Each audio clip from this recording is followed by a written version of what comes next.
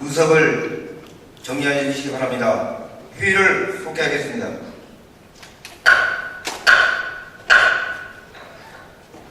오전에 5분께서 질문하신 내용에 대하여 답변을 듣도록 하겠습니다. 먼저 김한주 도지사님 나오셔서 답변해 주시기 바랍니다.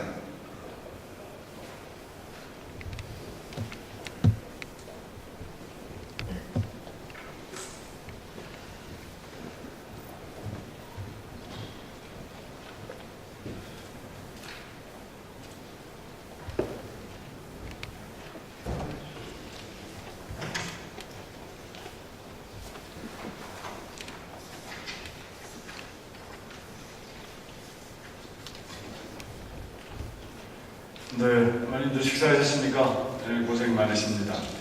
그러면 오늘도 질문하신 순서에 따라서 답변 드리도록 그렇게 하겠습니다. 먼저 강병진 의원님께서 주로 농업예산에 대해서 저조한 데 대해서 질문해 주셨습니다. 우리 농림해양수산 예산 비중이 2011년 20%인데 2013년에는 17%까지 떨어지는 등 해마다 큰 폭으로 감소 세를 보이고 있는데 전남은 1조 원, 그 다음에 충남과는 1,000억가량 차이를 보는 등 저조하게 보인다고 지적하시면서 전라도 농업예산이 타 대비 현저하게 낮게 수준을 보이고 있는 그 결과에 대해서 어떻게 생각하는지에 대해서 물으셨습니다.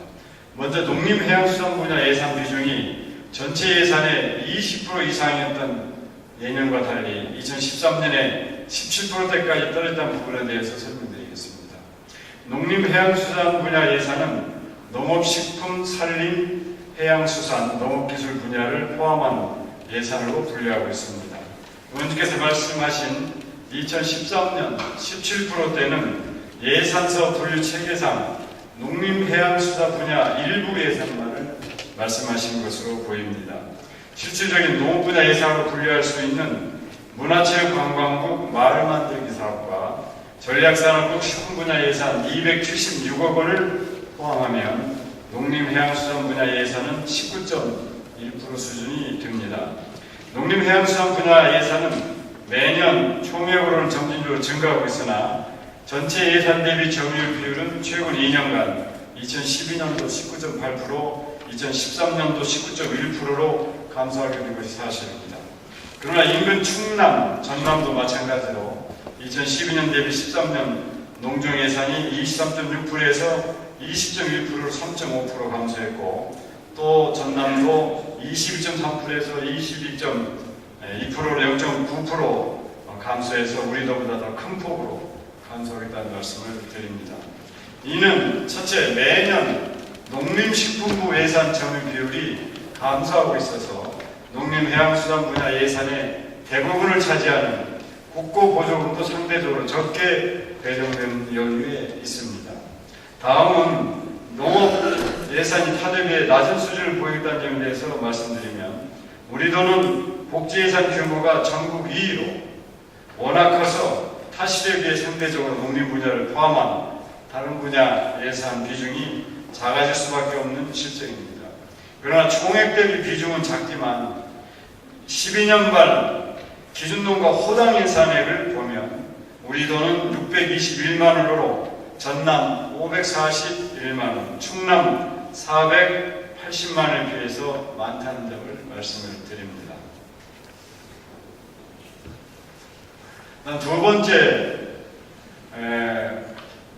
최근 도내 농업인구가 증가세 있고 농진청 등 농업 관련 기관이 이전되고 있고 국가식 클러스터 조성 현실화 등으로 전라북도 농업의 고부가치를 위해서 투자를 확대해야 된다고 하시면서 투자 확대 의향에 대해서 물으셨습니다. 전라북도 농업 경쟁력 확보를 위해서 종자, 식품산업 육성, 6차 산업화, 유통구조 개선 등 고부가치화에 중점적으로 투자를 확대된다는 의원님 말씀에 공감합니다. 다만 농업예산 증액을 고민하였으나 우리도 재정 여건상 획기적인 증액은 어려움이 있습니다. 이에 농업예산의 선택과 집중을 통해 투자 효율성을 극대화하고 미래지향적 농산업 육성 분야인 국가식품 클러스터, 민간 육종 연구단지, 가공체험, 판매 관광과 연계한 6차 산업 육성 등의 사업을 중심으로 확대 지원하겠습니다. 아울러 FTA 경쟁력 확보를 위해서 친환경 농산물 생산과 학교급식 확대, 농수산물 유통구조 개선, 로컬푸드 직면적 확대 등을 통해서 농업부가 즐겁게 나가도록 하겠습니다. 세 번째, 전주완주 상생발전기금으로 조성된 올해 예산 150억과 내년 반영 예정이었던 150억 등 총 300억을 전라북도 전체 농업 발전을 위한 기금으로 조성하는 것이 재정 여건상 어렵다면 일부를 농업 예산으로 활용하고 나머지는 농업발전 기금으로 조성하는 방안에 대한 의견을 물으셨습니다. 먼저 우리도 재정 여건을 보면 올해 결산 추경 예산 편성시 재원구조 국고보조 사업에 매칭하지 못한 도비 324억 원과 쌀 직불금 100억 원 등 금년 중만 해도 500억 원 이상의 추가 재정 투입이 필요합니다. 그러나 세입 여건은 오히려 경기 침체로 인해서 지방세가 거치지 않고 설상가상으로 내국세 감세로 교부세가 크게 줄어들 전망으로 재정적으로 매우 어려운 상황입니다. 특히 내년에는 올해 대비 세수가 1,100억 정도 줄어드는 반면 지출은 필수 경비만 1,500억 정도가 더 늘어나서 2,600억 정도 세수가 부족한 상황에 직면해 있습니다. 반면 도 농림수산발전기금은 농업과 협약을 통해서 기금 조성액과 관계없이 1,000억 원까지 운영이 가능합니다. 9월 말 현재 594억 원의 대출이 실행되고 아직 406억 원의 여유가 있어 기금 운영에 큰 문제가 없다는 말씀을 드립니다. 따라서 올해 예산에 전주완주 통합을 전제로 편성한 상생 농업발전 기금은 전주완주 통합 무산으로 기금 조성 목적이 소멸되었으므로 결산 추경에 삭감하여 쌀 직불금 100억 원을 비롯한 미래 추경 재원 부족으로 편성하지 못한 국고 보조 사업 도비 부담 등 더 시급한 분야의 투자가 불가피하다는 점을 양해해 주시기 바랍니다. 아울러 내년 예산은 재정적 어려움이 사상 최대로 기체가 불가피한 상황으로 인해서 운영상 큰 문제가 없는 농림수산발전기금에 자금을 추가로 적립하는 것은 어려운 상황임을 이해해 주시기 바랍니다. 다음, 새만금 내 갈대 사료화가 시급하다고 지적하셨습니다. 새만금 내 환경오염을 최소화하는 방법으로 내염성 식물인 갈대를 적기 수확하여 조사료로 사용이 가능하다고 하시면서 이에 대한 견해와 활용 방안을 물으셨습니다. 관계기관과 협의 결과 조사로 활용이 어렵다는 말씀을 드립니다. 새만금 내부에 자생갈대 2,160헥타 중 200헥타에서 1,400톤 정도 수확이 가능한 것으로 조사됐습니다. 그러나 축산영농조합법인에서는 구릉지와 실개천이 다소 분포하고 지반이 연약해서 평평하게 정리하지 않을 경우 수확 장비 진입이 어렵고 이에 따라서 경제성이 없다는 의견을 제시했습니다. 또한 농림식품부에서 아시다시피 환경오염 예방을 위해서 새만금 간척진에 갈대를 이용한 토지 개량 및 모든 생산물의 수확 반출을 불허하고 있어서 갈대 이용이 불가능한 상황입니다. 갈대를 수확하고 있는 경기도 시화호, 화성호와 충남 당진의 경우 매립시 평탄 작업 등 기반 조성을 완료한 후 갈대 채취를 하고 있습니다만 수질 등 환경오염 문제로 퇴비와 비료를 쓸 수 없고 이물질 혼합으로 헥타당 7톤 정도만 수확이 가능하여 조사료수 가치는 있으나 경제성은 떨어지는 것으로 판단하고 있습니다. 새만금 내 수확 가능 지역에 대해 축산영농조합법인과 공동으로 추가 조사를 계획하고 있으나 현재로서는 자생갈대의 조사료 활용 방안이 어려운 상황임을 이해해 주시기 바랍니다. 다만 새만금 수질 개선을 위해서 동진강, 만경강에 갈대를 심은 후 수질 개선 효과를 극대화하기 위해서 1년에 2회 갈대를 베어줘야 하므로 그때 나오는 갈대로 사료로 활용하는 방안을 추진 중에 있다는 말씀을 드립니다. 그다음 두 번째, 새만금 내부 약한 지반을 다지기 위해서라도 새만금 내측 부지 활용 방안이 시급하다고 하시면서 내부 개발이 본격화될 때까지 지반 침하를 막고 이를 생산적으로 활용하기 위한 대책을 물으셨습니다. 새만금은 개발 가능 면적의 65%인 183.9평방킬로미터가 노출되어 있습니다.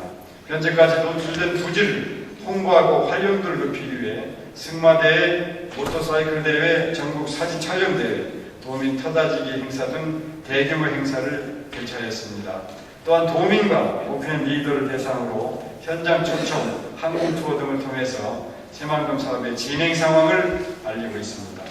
노출된 토지의 직접적인 활용을 위하여 김제시 진봉면에 위치한 새만금 배후도시 용지에 신재생 에너지인 목재 펠릿 생산을 위해 300만 평 규모의 에너지립을 조성하였습니다. 또한 김제시 광화면과 진봉면 주변의 노출 부지에서는 영화 마이웨이, 군도 등 기존의 영화 촬영지를 중심으로 새만금의 특성을 살린 명소화 사업도 진행하고 있습니다. 이와 함께 다기름 부지에 5,000평 규모의 오토 캠핑장을 조성하여 운영 중이며 농업용지 7091구에 시험포를 설치하여 염해에 강한 작물을 개발하는 연구를 진행하고 있습니다. 앞으로도 새만금 노출 부지 활용과 홍보를 강화해 새만금이 먼 미래가 아닌 현재 진행형임을 널리 알릴 계획입니다. 내년도에도 현재 추진하고 있는 승마대회, 모터사이클 대회 등 대규모 행사 외에 경비행기 항공 투어와 패러글라이딩을 통해 각 용지별 새만금 개발 현황을 실감할 수 있도록 체험 행사를 진행할 계획입니다. 또한 이미 조성되어 있는 바람길과 연계한 노출부지 생태 탐방로를 개설하여 전국의 걷기 열풍을 새만금에도 적용할 수 있도록 하겠습니다. 이외에도 각계로부터 제안된 랜드아트 조성, 철인 이종 경기 개최, 국가대표 훈련장 조성 사업 등은 추진되도록 개발 청구가 협의하겠습니다. 다음은 종자 메카 전라북도의 품종 개발이 소홀하다는 요지의 말씀을 해주셨습니다. 품종 개량 특성상 벼, 화해류, 과수료 등은 시간과 예산, 인력 지원이 뒷받침되지 않으면 어려운 과제로 단체장의 관심과 의지가 관건이라고 하면서 이에 대한 의지와 대책을 물으셨습니다. 종자산업의 핵심은 신품종 육성에 있으며 앞으로 집중 육성에 나가도록 하겠다는 말씀을 드립니다.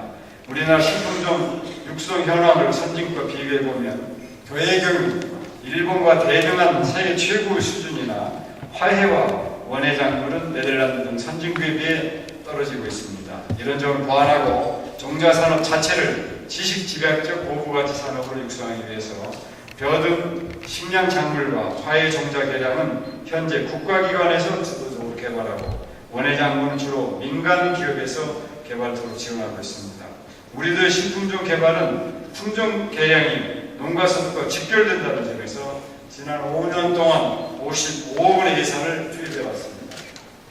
또한 육종 인력도 2010년 7명에서 현재 10명으로 늘리는 등 지속적으로 투자 결과 현재까지 벼와 원예 작물을 중심으로 농업기술원에서 62품종을 육성 보급하였습니다. 특히 국가주도 수출 전략형 종자를 개발하는 골든시드 프로젝트 사업에 농업기술원도 적극 참여하여 파프리카, 수박, 백합 등 새 품목을 개발하는데 2021년까지 총 24억 2천만 원의 국비를 지원받게 됐습니다. 앞으로도 신품종 개발을 위해 지속적인 관심과 지원 아끼지 않겠다는 말씀을 드립니다. 14년까지 벼, 화해, 과수리 분야에 육종 및 보급 전문 인력 3명을 보강하고 육종 전용 온실과 기자재 확보 등 인프라 구축을 위해 12억을 투자할 계획입니다. 또한 농진청과 세계 6위의 국립유전자센터가 이전해 오고 또한 김제에 민간 육종연구단지와 정읍의 방사성 육종연구센터 등 종자산 핵심 기관들의 집적화가 조만간 이루어질 계획입니다. 이들 기관과 상호 협력 관계를 강화해 나가면서 전라북도가 종자산업의 중심지가 될 수 있도록 최선을 다해 나가겠습니다. 다음은 백경태 의원님 질의에 답변드리겠습니다. 예술인 복지법 시행에 따른 적극적인 조치가 필요하다 이런 요지의 질의를 하셨습니다. 지금까지 도가 예술인 복지법 시행에 따른 예술인 규모 추정 및 대응 방안을 연구용으로 발주한 것 이외에 조치한 것이 있느냐를 물으셨습니다. 먼저 예술인 복지법 시행에 따른 정부의 추진 상황에 대해서 말씀드리면 예술인 복지법은 예술인의 복지 지원을 통해 예술인의 창작 활동 증진과 예술 발전에 이바지하게 제정된 법입니다. 2011년 11월 17일 법이 제정되었고 2012년 11월 18일에 시행령이 공포되었으며 준비계획까지 고려하면 예술인 복지 사업의 본격 추진은 6개월이 채 되지 않았습니다. 문화체육관광부 산하 한국예술인 복지재단에서 예술인 복지 업무를 전담하여 추진 중으로 재단법인 초기 상황이라 재단 측에서 시범사업 정도를 추진하고 있습니다. 이런 상황 속에서도 우리 도는 예술인 복지법 시행에 선제적으로 대응하기 위해 노력해왔습니다. 우선 예술인 복지법 시행에 따른 예술인 규모 추정 및 대응 방안의 용역을 추진하여 장단기 추진 전략을 도출해냈습니다. 또한 예술인 복지재단에서 시범적으로 추진하고 있는 예술인 취업 교육 사업을 유치하여 현재 전주 문화재단에서 문화기획자 양성과정 3개를 운영하고 있습니다. 아울러 예술인 복지재단 사업 홍보를 위해서 문진금 지원단체 대상 설명회 2번, 또는 예술단체 간담회 3번 등을 추진해오고 있다는 말씀을 드립니다. 두 번째, 예술인 복지재단의 예술활동 증명을 신청 등록한 도내 예술인이 몇 명인지에 대해서 물으셨습니다. 2013년 9월 말 기준 예술인 복지재단의 예술활동 증명을 신청한 도내 예술인은 143명으로 파악되고 있습니다.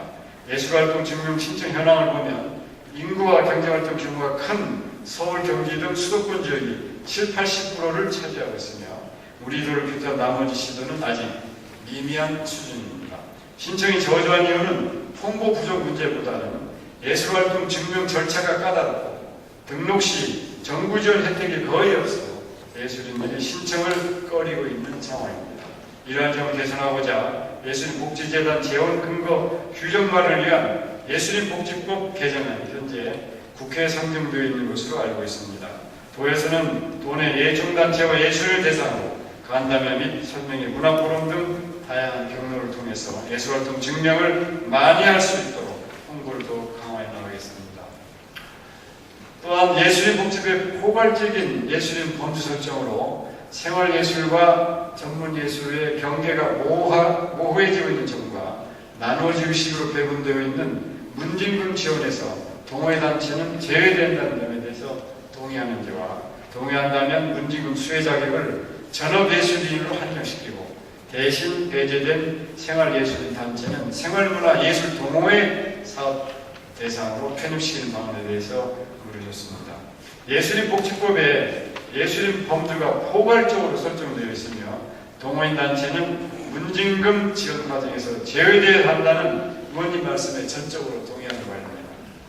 예술인복지법 제정 과정에서 수혜 대상이 되는 예술인 범위와 기준을 정하는 문제는 중앙 차원에서 지속적으로 쟁점이 된 첨예한 사안으로서 문화체육관광부에서는 용역을 통해 동법 시행령의 예술인 범주를 매우 포괄적으로 규정했다는 점을 말씀을 드립니다. 다만 도에서 문진금을 나눠주고 시기로 배분하고 있다는 점에 대해서는 동의하지 않습니다. 도에서는 문진금 사업 지원의 공정성 확보를 위해서 타시도 거주 심사위원을 40% 참여시키고 사업 지원의 영향이 우수한지를 판단하기 위해서 전문예술단체를 중심으로 전년도 사업평가 결과를 반영하고 심사는 예비와 본심사 2단계 걸쳐 사업을 심사하는 등 나눠먹기 시에 지원이 되지 않도록 운영하고 있습니다. 이런 심사 절차에 따라 금년에는 문진금 지원 대상 총 508개 사업 중 전문예술단체 506개, 동호회 성격 사업 2개가 선정되었습니다. 내년부터는 문진금 사업을 전액 전문예술단체를 위한 사업으로 추진해 나가고 동호회 성격 사업은 생활문화예술 동호회 사업으로 추진해 나가겠다는 점을 말씀드립니다.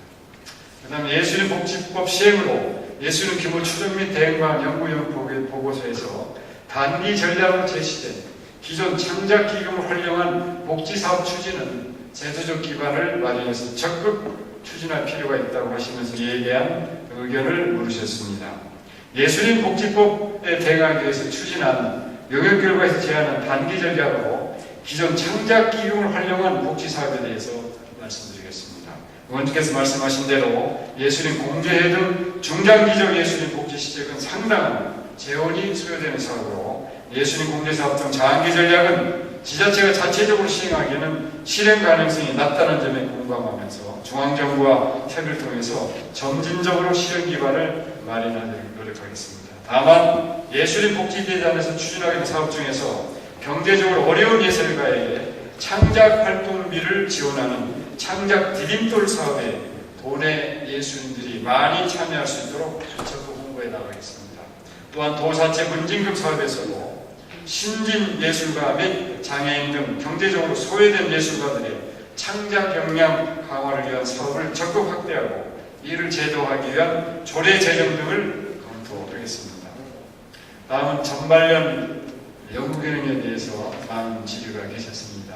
먼저 수시과제 남발로 연구의 질을 떨어뜨리고 연구원의 연구기능을 왜곡시키며 당연히 현안이 있을 때마다 교수나 전반련의 의견을 수렴해서 대응하는 관행으로 전반련의 역량을 불필요하게 소모시키며 청원의 사기를 떨어뜨리는 원인이 지사의 전문가 지상주의 때문이다 이렇게 말씀해 주셨습니다. 국가예산 확보를 위한 공모사업 당위성 확보와 도의 신규시설 개발을 위해서 전문가 의견 수렴은 반드시 필요하다는 점을 말씀을 드립니다. 우리도와 같이 재정이 열악한 지역일수록 지자체 간 경쟁을 통해서 추진되는 중앙부처 공모사업에 선정되도록 많은 노력을 기울여야 합니다. 특히 전문가 의견 수렴과 토론을 통해서 전문직 지식과 논리, 사업 추진의 당위성으로 사업 내용을 무장하지 않으면 중앙을 설득하고 국가 예산을 확보할 수 없게 되므로 그만큼 지역발전을 위한 국가사업들이 제대로 추진될 수 없게 됩니다. 또한 도민의 삶의 향상을 위해 새롭게 나타나는 행정수에 능동적으로 대응할 수 있도록 새로운 시책을 발굴하고 정책의 완성도를 높이기 위해서라도 전문가 의견 수렴은 반드시 필요합니다. 다만 저희가 주의할 것은 전문가는 전반련만을 대상으로 해서는 안 된다는 것입니다. 우리 도에서는 전반련뿐만 아니라 도내의 대학과 국제연구기관, 출연기관 등 사업 특성에 맞는 다양한 전문가를 찾아 자문을 구하고 사업 추진 논리를 보관하고 있습니다. 이 과정에서 도의 싱크탱크 역할을 하고 있는 전반련은 필요한 전문가라는 말씀을 드립니다. 다만 전문가 의견 수렴 과정에서 도와 정책개발 협력관계에 있는 전반련은 수시과제 부여가 확대되고 비공식적 무리한 자료 요청 등 불합리한 관행이 있었음을 인식하고 있습니다.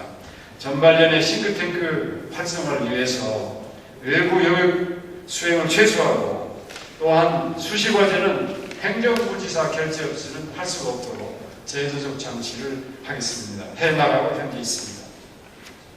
그 다음 두 번째 전반련은 지역발전을 선도하기 싱크탱크이지만 독립적 유상을 보장받지 못하고 있다 보니까 도에서 공식, 비공식 요구사항들이 과도해서 창의력 사고와 전략으로 가득 차 있어야 할 명분들이 하청 업무를 수행하느라고 싱크탱크 역량이 바닥을 드러냈다고 하시면서 전반련의 독립적 유상 문제를 개선시킬 의향이 있는지에 대해서 물으셨습니다. 전반련은 설립 취지상 도정과 긴밀한 협력관계를 유지하면서 전라북도 도정의 정책개발을 통해서 지역발전을 견인하는 중요한 축을 담당하고 있습니다.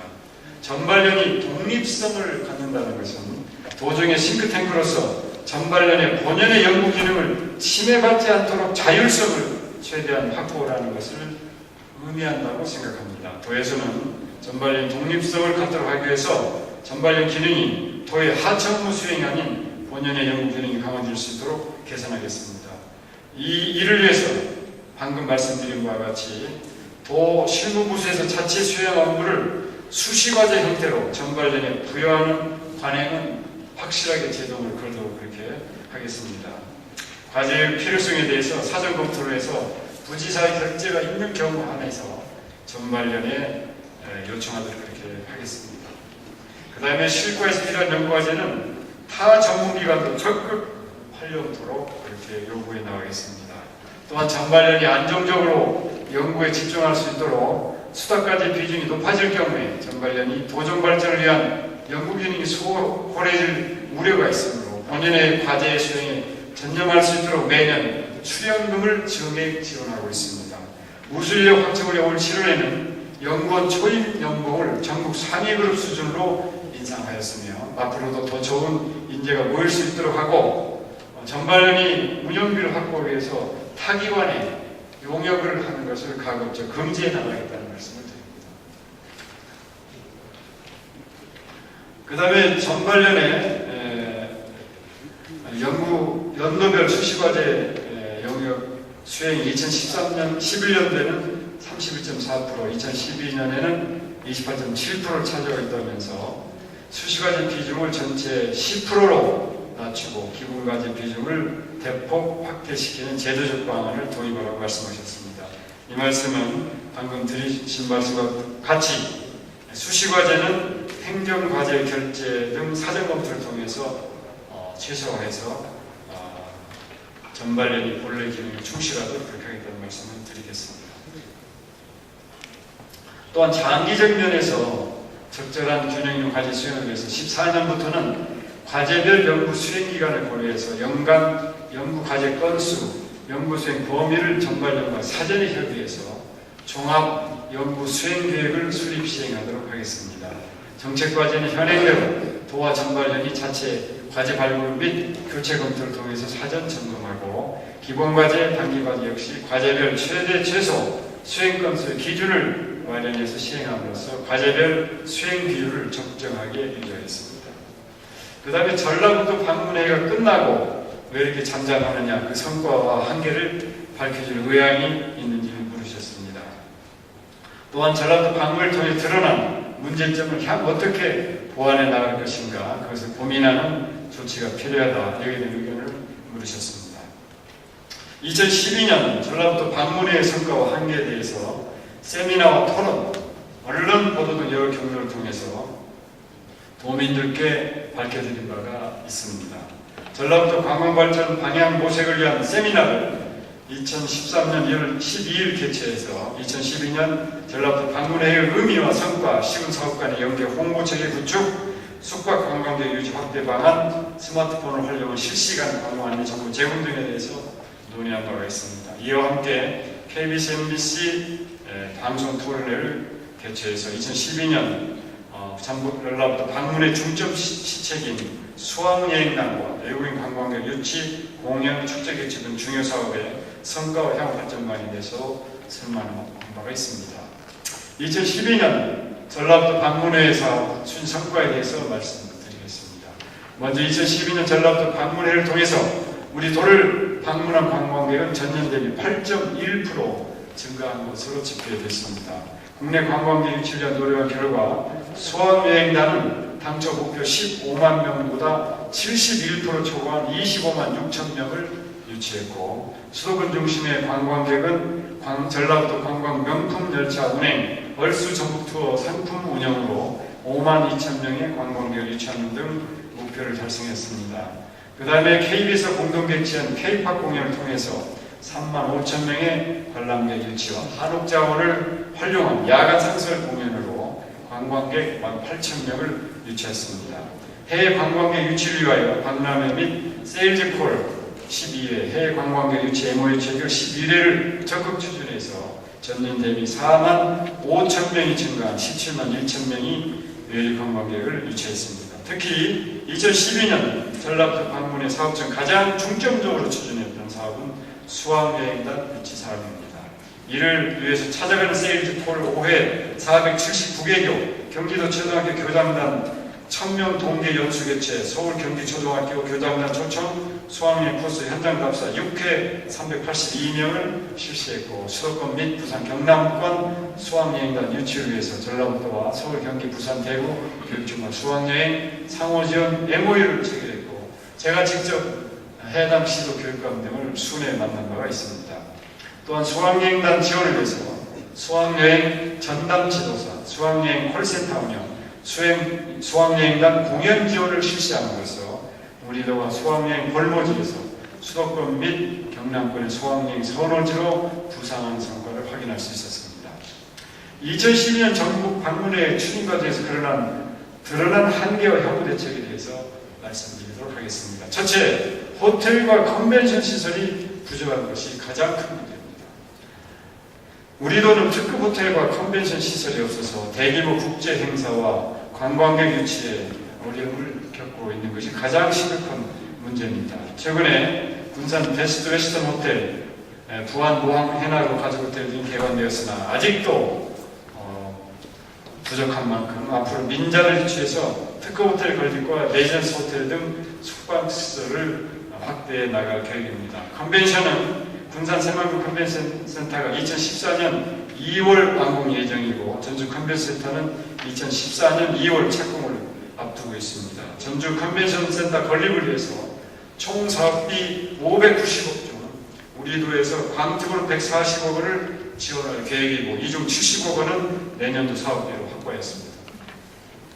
둘째, 쇼핑센터 부족입니다. 쇼핑센터가 없다 보니까 전라북도에 왔다가 쇼핑을 해서 서울로 가는 여행 행태가 이루어지고 있습니다.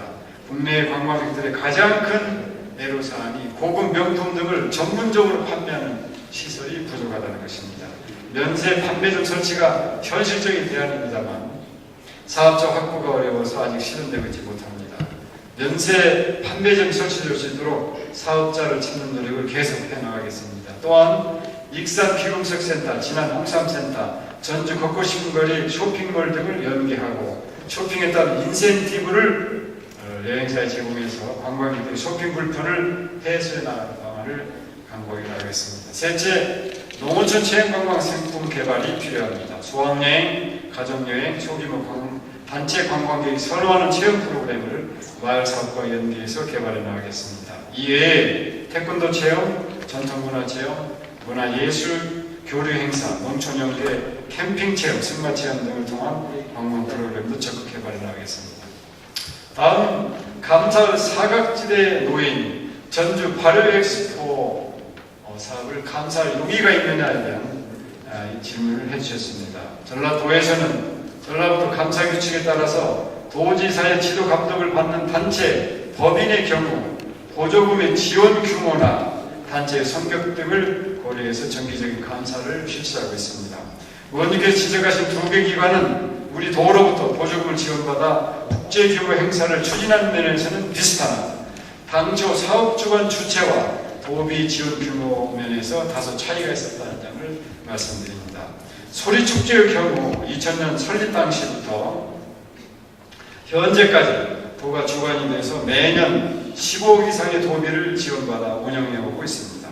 반면 발효엑스포는 전북대학교가 주관이 돼서 2003년부터 2007년까지 도비 지원액이 매년 1, 2억 정도로 대부분 국비와 민자로 운영이 되어 오다가 2008년부터 비로소 매년 10억 정도 도비를 지원해서 운영하고 있어서 감사를 실시하지 못했습니다. 그간 보조금 지원단체에 대해서는 실무추진부에서 매년 보조금 정상검사 지도 감독을 추진하고 있어서 감사부서의 정기적인 감사는 최소한 이루어졌다는 말씀을 드립니다. 발효엑스포 행사가 우리도 전략산업인 식품산업의 대표 행사로 자리매김되고 보조금 지원 규모도 올해 13억으로 증가된 만큼 내년부터는 발효엑스포 행사도 정기감사를 실시하겠다는 말씀을 드립니다. 다음은 이계슬 의원님 질문에 대해서 답변드리겠습니다. 먼저 성과주의에 대해서 어제 신치범 의원님 질의에 이어서 자세한 질문을 해주셨습니다.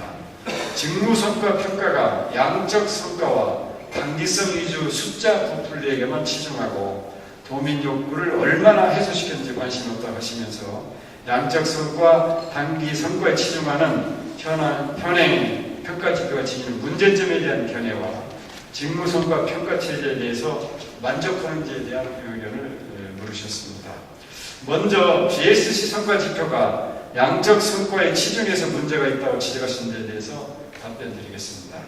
의원님이 말씀하신 바와 같이 성과 지표는 측정 가능하고 비교 가능하기 때문에 원칙상 계량화될 수 있어야 합니다.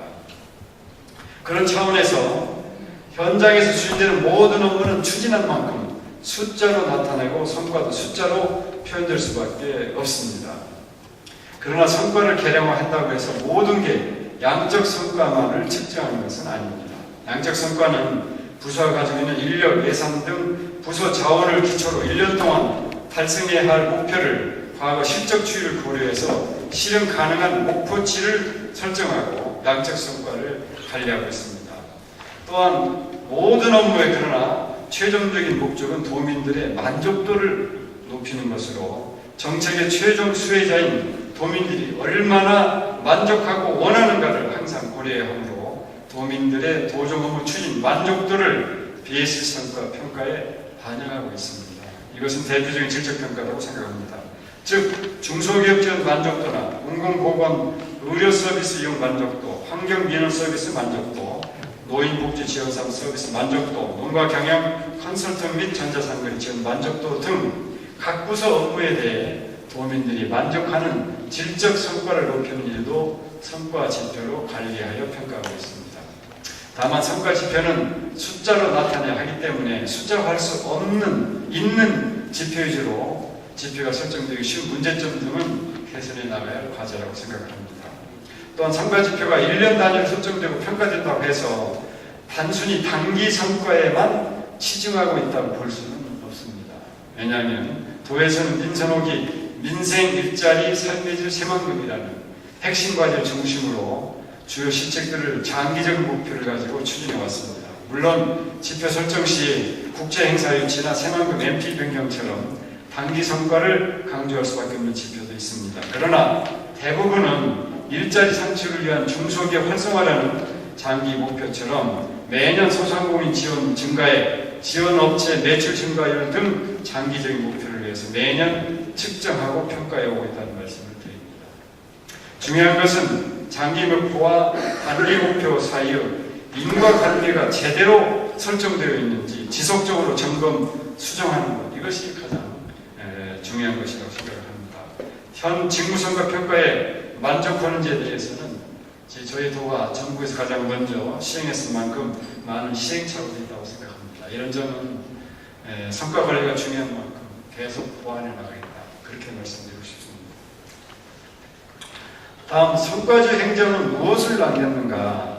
특히 사무관과 서기관의 경우 계급제적 성격에 강한 도에서 사무관과 서기관, 계장과 과정은 중간 계층이고 이 중간 계층에서는 직무 분석도 이루어지지 않고 고유 업무도 부여되지 않았는데 어떻게 여기에 대해서 직무성과 평가를 할 수 있겠느냐, 그런 취지로 물으셨습니다. 우리 도의 직제를 보면 도지사부터 직원까지 이런 계층 구조로 되어 있습니다. 이것이 사실입니다. 직원 후에 계장 있고 계장 후에 과장, 국장, 부지사, 실장, 지사 이렇게 되어 있습니다. 그런데 한 가지 말씀드릴 것은 우리 도의 직무성과 평가는 현재까지는 계장급 이상에만 개발 지표가 부여가 됩니다. 직원은 계장의 지표 달성을 위해서 보조적 역할을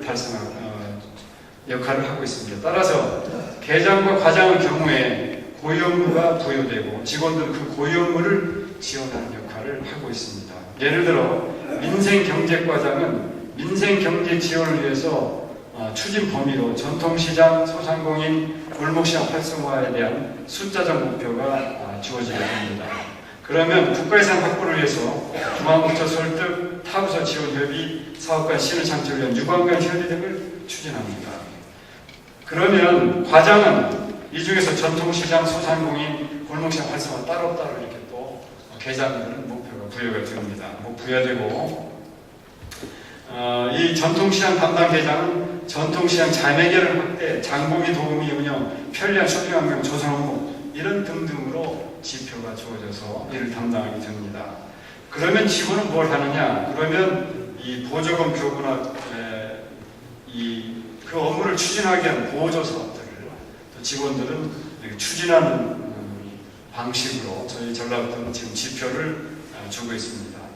이러한 업무 부분과 과장, 계장, 성과 지표 부여는 우리 도가 전국적으로 최초로 하다 보니까 아마 일부 지표에 어려움이 있을 수가 있습니다. 이 어려움에 대해서는 지속적인 지표 개선을 통해서 계장, 과장들에 대해서 더욱더 구체화할 수 있도록 해서 고유 업무를, 그러나 사무관과 서기관은 지표가 부여되기 때문에 그 지표로 부여받아서 승진도 결정되고 보상도 되기 때문에 그 지표로 평가받는 주체가 계장, 과장이기 때문에 계장, 과장이 열심히 일할 수밖에 없는 구조라는 점을 말씀드립니다.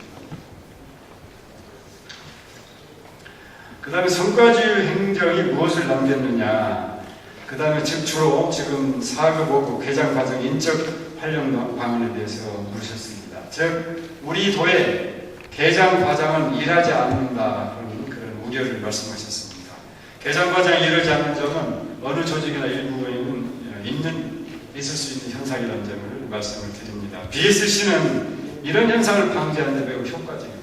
왜냐하면 개장과장이 직접적인 개인적인 지표가 부여된 그 지표를 평가하기 때문에 개장과장이 일할 수밖에 없습니다. 왜냐하면 만약에 개장과장이 열심히 해서 지표를 개선하지 않으면 본인들의 스스로 불이익이 자신이 오기 때문에 그렇습니다. 만약에 개장도 지표를 보이고 그 밑에 똑같은 지표를 지원회까지 부여한다면 의원님 말씀이 맞을 수도 있겠습니다. 그러나 지금은 개장과 과장에 따로따로 지표를 부여하고 과제를 주기 때문에 이제 그 과제가 잘못될 경우에 직접적 불이익을 받는 사람이 바로 그 개장과 과장입니다. 그래서 개장과 과장은 BSC로 일하는 분위기를 바뀔 수 있는 시스템이다. 이렇게 생각하는 것입니다.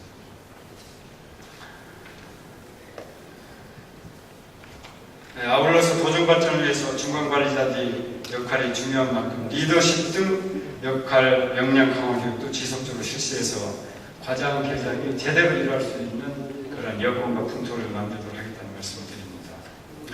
그 다음에 이제 계급지휘 같은 업무 분장은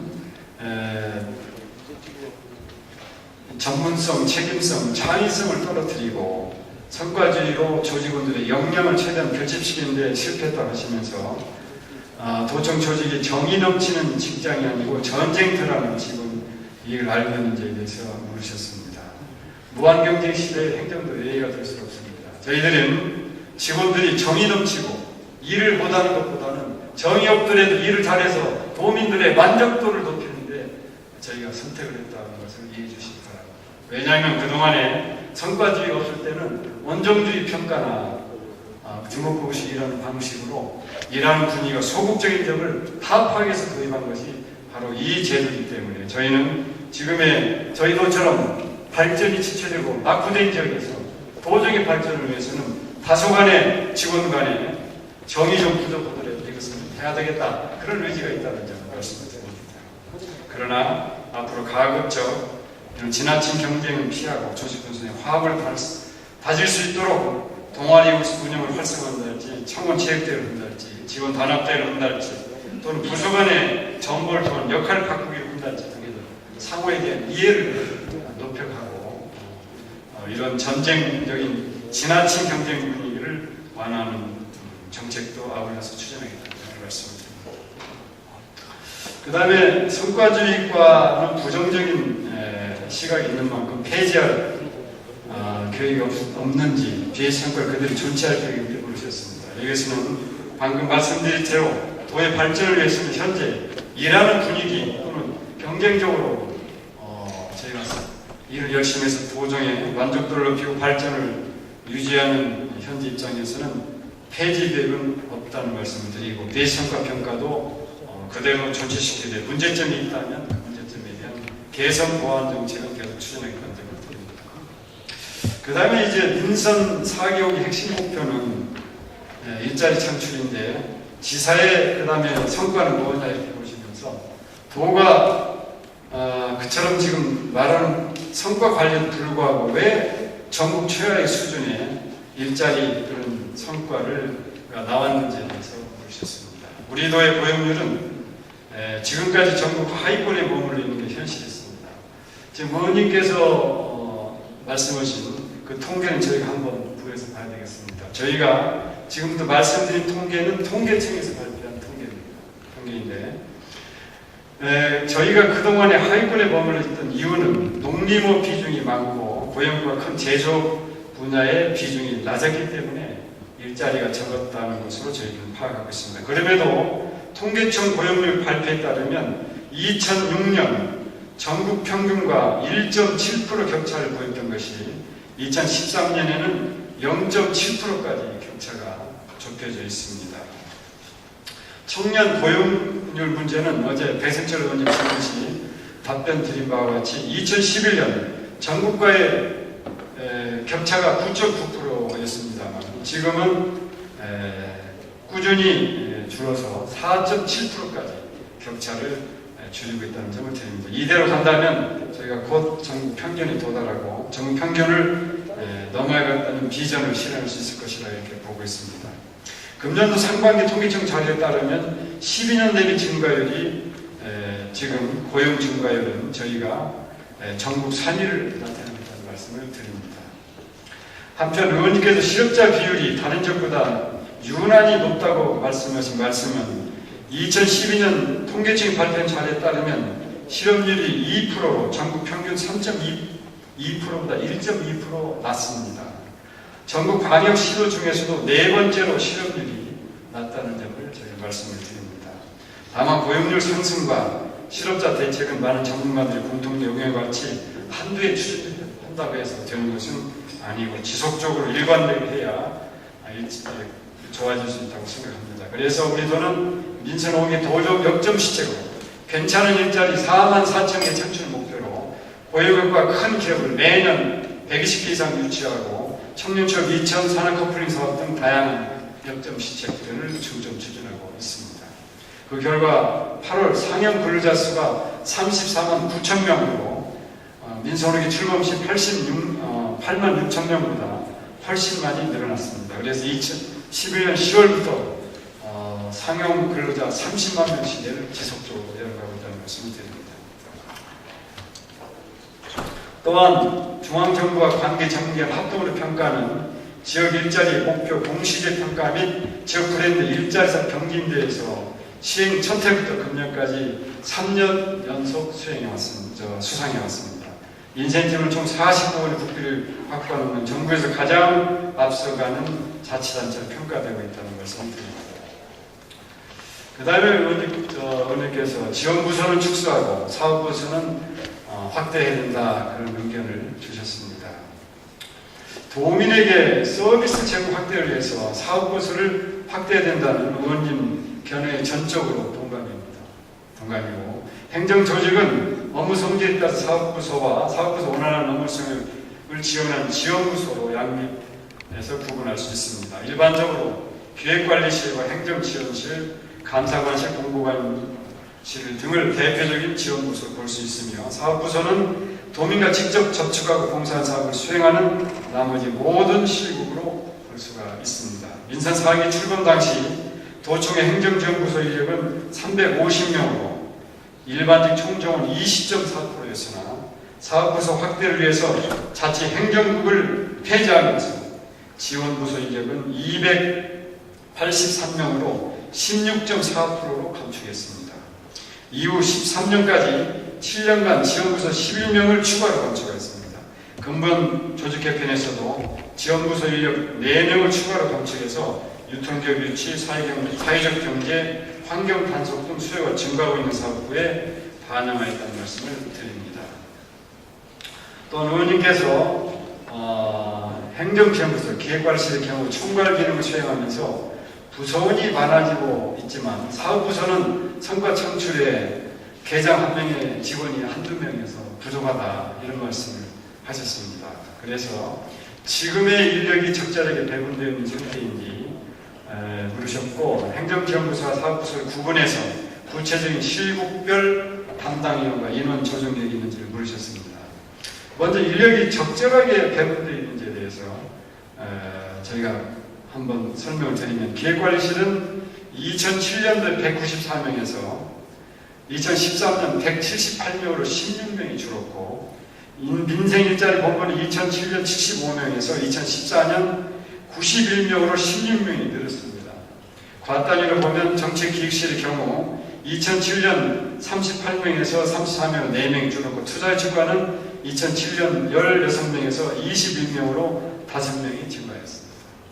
담당의 경우 정책기획실의 기획 담당은 10명, 투자유치과 유치기업 지원 담당은 3명을 두고 있어서 두 담당의 인력 변화는 없으나 담당 평균 인력을 보면 기획관리실의 1담당의 근무 인원은 6.3명이고 민생일자리 본부는 4.8명으로 편차가 있는 게 사실입니다. 기획관리실 1담당의 평균 인원이 많은 이유는 실국을 총괄하는 특성과 농업, 건설, 복지 등 전 행정 분야를 대상으로 하기 때문에 사업부서 수준으로 인력과 기능을 분리할 수 없는 특성이 있기 때문에 그렇습니다. 지뢰하신 행정지원부서와 사업부서의 적절한 인력이 되는지에 대해서 제가 설명을 한번 드리도록 하겠습니다. 국단위에서는 저희들이 인력을 배분하는 기준이 행정수에 따라서 인력이 배분되어야 됩니다. 그래서 국 단위로 보면 사업부서가 지원부서보다도 월등히 많습니다. 국 단위로 본다면 지원부서보다도 사업부서가 많습니다. 그러나 과담당 단위를 보면 행정수요보다는 효율성의 관점에서 인력 배분을 하게 됩니다. 그런다면 사업부서의 경우는 업무의 책임성과 효율적 사무 처리를 위해서 담당 단위를 세부적으로 나누어서 인력 배분이 이루어지는 것이 효율적입니다. 그렇기 때문에 사업부서 경우는 담당자 직원 등을 이런 식으로 적게 나누어서 담당을 많이 배치하고 있습니다. 그것이 효율적이다 이런 평가 때문에 그렇습니다. 이에 따라서 이 사업부서는 이 담당에 대한 직원은 적지만 평균 배치 인력을 본다면 많아지게 되는 것입니다. 가령 복지 분야의 경우 사회복지, 여성복지, 청소년, 아동복지, 노인복지로 나누어서 각각 복지 분야를 담당하고 있지만 기획감사 인사에서는 도전 전반을 담당하기 때문에 기획을 복지기획, 아동복지기획, 문화기획 이렇게 나누기가 어렵다는 겁니다. 그래서 이 점이 많고 또 한 가지 지원부서가 늘어난 이유는 지원부서의 국 하나를 없앴기 때문에 중앙에서 지시하는 일을 담당하는 그런 필수 인력이 있다 보니까 지원부서는 다소 담당 개별로 인원이 조금 많아지는 그런 현상이 있다는 것을 말씀드립니다. 본청의 경우 지금 지원부서, 사업부서로 숫자를 밝혀달라고 하셨는데 기획관리실, 행정지원관, 감사관, 공무관, 홍보기획 업무가 지원부서에 해당하는데 이 중 기획관리실의 교육 세무 업무는 사업부서라고 볼 수가 있습니다. 그래서 이 교육 세무 업무를 제외하면 기획관리실은 인력은 272명입니다. 나머지 실국은 사업부서 인력으로 862명입니다. 다음으로 인력 조정력에 대해서 말씀드리면 인력은 조직의 생물을 갖다 3번 고정된 인력으로 불변적으로 운영되는 것은 바람직하지 않기 때문에 주변 환경에 탄력적으로 대응하는 조직 운영이 필요합니다. 행정 수요가 증가하는 분야는 적정한 기능과 인력을 확대하고 기능이 쇠퇴한 부분은 인력을 감축하는 유연한 조직 관리가 이루어져야 됩니다. 다만 잦은 조직 개편은 조직의 안정성을 해칠 수 있으므로 이러한 재반 여건과 주변 상황을 감안해서 적절한 인력 조정이 될 수 있도록 관리해 나가겠다는 말씀을 드립니다. 다음은 물이용 관리에 대해서 의원님께서 물으셨습니다. 2009년도에 전라북도 빗물 관리를 종합적으로 추진할 필요성이 제기돼서 전라북도 빗물 관리에 관한 조례를 제정했는데 동제조례에서 명시한 사항들 중 추진사항과 추진하고 있지 못하는 것들을 조항별로 설명해달라고 질문하셨습니다. 전라북도 빗물 관리에 관한 조례는 2009년 의원 발의로 제정돼서 2011년 개정됐습니다. 조례에서 자치단체 추진사항으로 명시한 내용은 빗물관리 기본계획 수립, 빗물관리 시설의 설치 및 예산 지원, 빗물관리위원회 설치 등 3가지입니다. 이 중 빗물관리 시설의 설치 및 예산 지원은 현재 정상적으로 추진되고 있으나 빗물관리 기본계획 수립 및 빗물관리위원회 설치는 하지 않았습니다. 먼저 빗물관리 시설 설치 상황을 말씀드리면 빗물 재이용 시설은 2013년까지 공공기관 및 공동주택을 대상으로 총 15억을 투자해서 25개소를 설치 완료하였고 2009년도부터는 침수 방지를 위해서 빗물 저류 시설에 809억 원을 투자해서 부안 1개소를 완료하고 6개소를 추진 중에 있습니다. 참고로 시군에서는 조례에 따라 빗물 이용 시설을 설치하면 상수도 요금을 20% 내지 30% 감면하고 있습니다. 다음으로 빗물관리계획이 수립되지 않고 빗물관리위원회가 설치되지 아니한 사유에 대해서 말씀드리면 전라북도 빗물관리에 관한 조례가 2009년 제정될 당시에 상위 근거법은 수도법이었습니다. 그런데 동조례가 제정되는 시기에 수도법에서 분기된 물의 재이용 촉진 및 지원에 관한 법률이 2010년 6월에 제정됐습니다. 동법에서 빗물을 포함한 물 재이용 관리계획과 물 재이용 관리위원회 설치를 시장 군수가 시행하도록 되어 있어서 도에서는 기본계획을 수립하지 않았고 위원회는 설치하지 않았습니다. 마지막으로 위에서 설명한 것처럼 전라북도 빗물관리하는 조례가 상위법과 합치되지 않은 부분이 있으므로 도의회와 협의하고 각계 전문가 의견을 받아서 조례의 개정을 논의해 나가겠습니다. 또한 시군 차원에서 물 재이용 관리 계획 수립과 위원회 설치 운영이 이루어질 수 있도록 지도 감독을 설치해 나가겠습니다. 그 다음 교통약자 편의에 대해서 많은 지적을 해주셨습니다. 첫째는 교통약자 이동편의 증진법에 따라 전라북도는 138대의 장애인 콜택시를 도입해나 현재 총 운행 대수는 61대에 그치고 있는 상황을 하시면서 장애인 콜택시 관리와 운영은 어떻게 진행되는지, 장애인들이 이용하는 가장 큰 애로사항은 무엇인지, 장애인 콜택시 구입 지원을 앞당겨 실시할 계획이 있는지를 물으셨습니다. 먼저 장애인 콜택시 확보 사항에 대해서 말씀드리면 우리 도는 2016년까지 1, 2급 장애인 200명당 한 대 수준인 142대를 확보할 계획으로 연착을 추진해 왔습니다. 장애인 콜택시 업무가 시군 사업을 추진하다 보니 시군의 재정 형평상 2012년까지 연평균 5.7대, 7년간 40대에 그치는 등 도입 실적이 매우 저조했던 것이 사실입니다. 그동안 시군에서는 구입비는 물론 연간 1대당 2,800만 원 이상이 소요되는 운영비 등으로 막대한 재정 부담이 있었습니다. 이에 반해 이용요금은 일반 택시 요금의 50%만 받거나 국민기초생활수급자는 무료로 이용하는 등 요금 수입이 거의 없어서 도입을 꺼려왔던 것이 현실입니다. 이에 따라서 우리 도에서는 시군의 장애인 이동권 확보 실태에 대한 근본적 문제를 인식하고 금년부터 종합적인 개선 대책을 마련해서 지금까지 연평균 구입대수 3배 이상 많은 21대를 구입하는 등 집중적인 지원을 하고 있습니다. 특히 우리 도에서는 금년부터 처음으로 시군에게 구입비 75%를 지원하는 물론 타도에서 지원하고 있지 않은 운영비도 우리 도에서 유일하게 30%를 지원하기 시작했습니다. 그 결과 금년에 21대, 내년에 26대를 구입하는 등 2016년까지 총 216억을 투입해서 142대 모두 확충할 계획이라는 점을 말씀드립니다. 다음으로 어저께 질의하신 장애인 콜택시 관리 운영에 대해서 말씀드리겠습니다. 장애인 콜택시 관리 및 운영은 교통약자 이용 편의증진법에 의해서 시장군수가 운영 주체이고 대부분 장애인 단체 등에 위탁하여 관리 운영하고 있습니다. 2012년까지 전주, 군산, 익산청원, 김제 등 5개 시에서만 장애인 콜택시가 운영되고 있었습니다. 금년부터는 전주 완주 통합 관련 논의로 예산 확보하지 못한 완주군을 제외하고 모든 시군에서 장애인 콜택시를 이용할 수 있도록 한 대 이상을 도입해서 현재 민간 위탁을 준비 중에 있습니다. 다음은 장애인 콜택시 이용자들 애로사항과 지원 계획에 대해서 말씀드리겠습니다. 가장 첫 번째 애로사항은 공급 부족으로 인한 예약 불편입니다. 너무나 숫자가 적기 때문에 예약이 어렵다는 것입니다.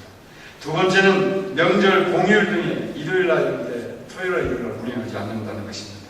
세 번째는 종사자, 불친절 등 운영 시스템 미비 세 가지로 요약될 수가 있습니다.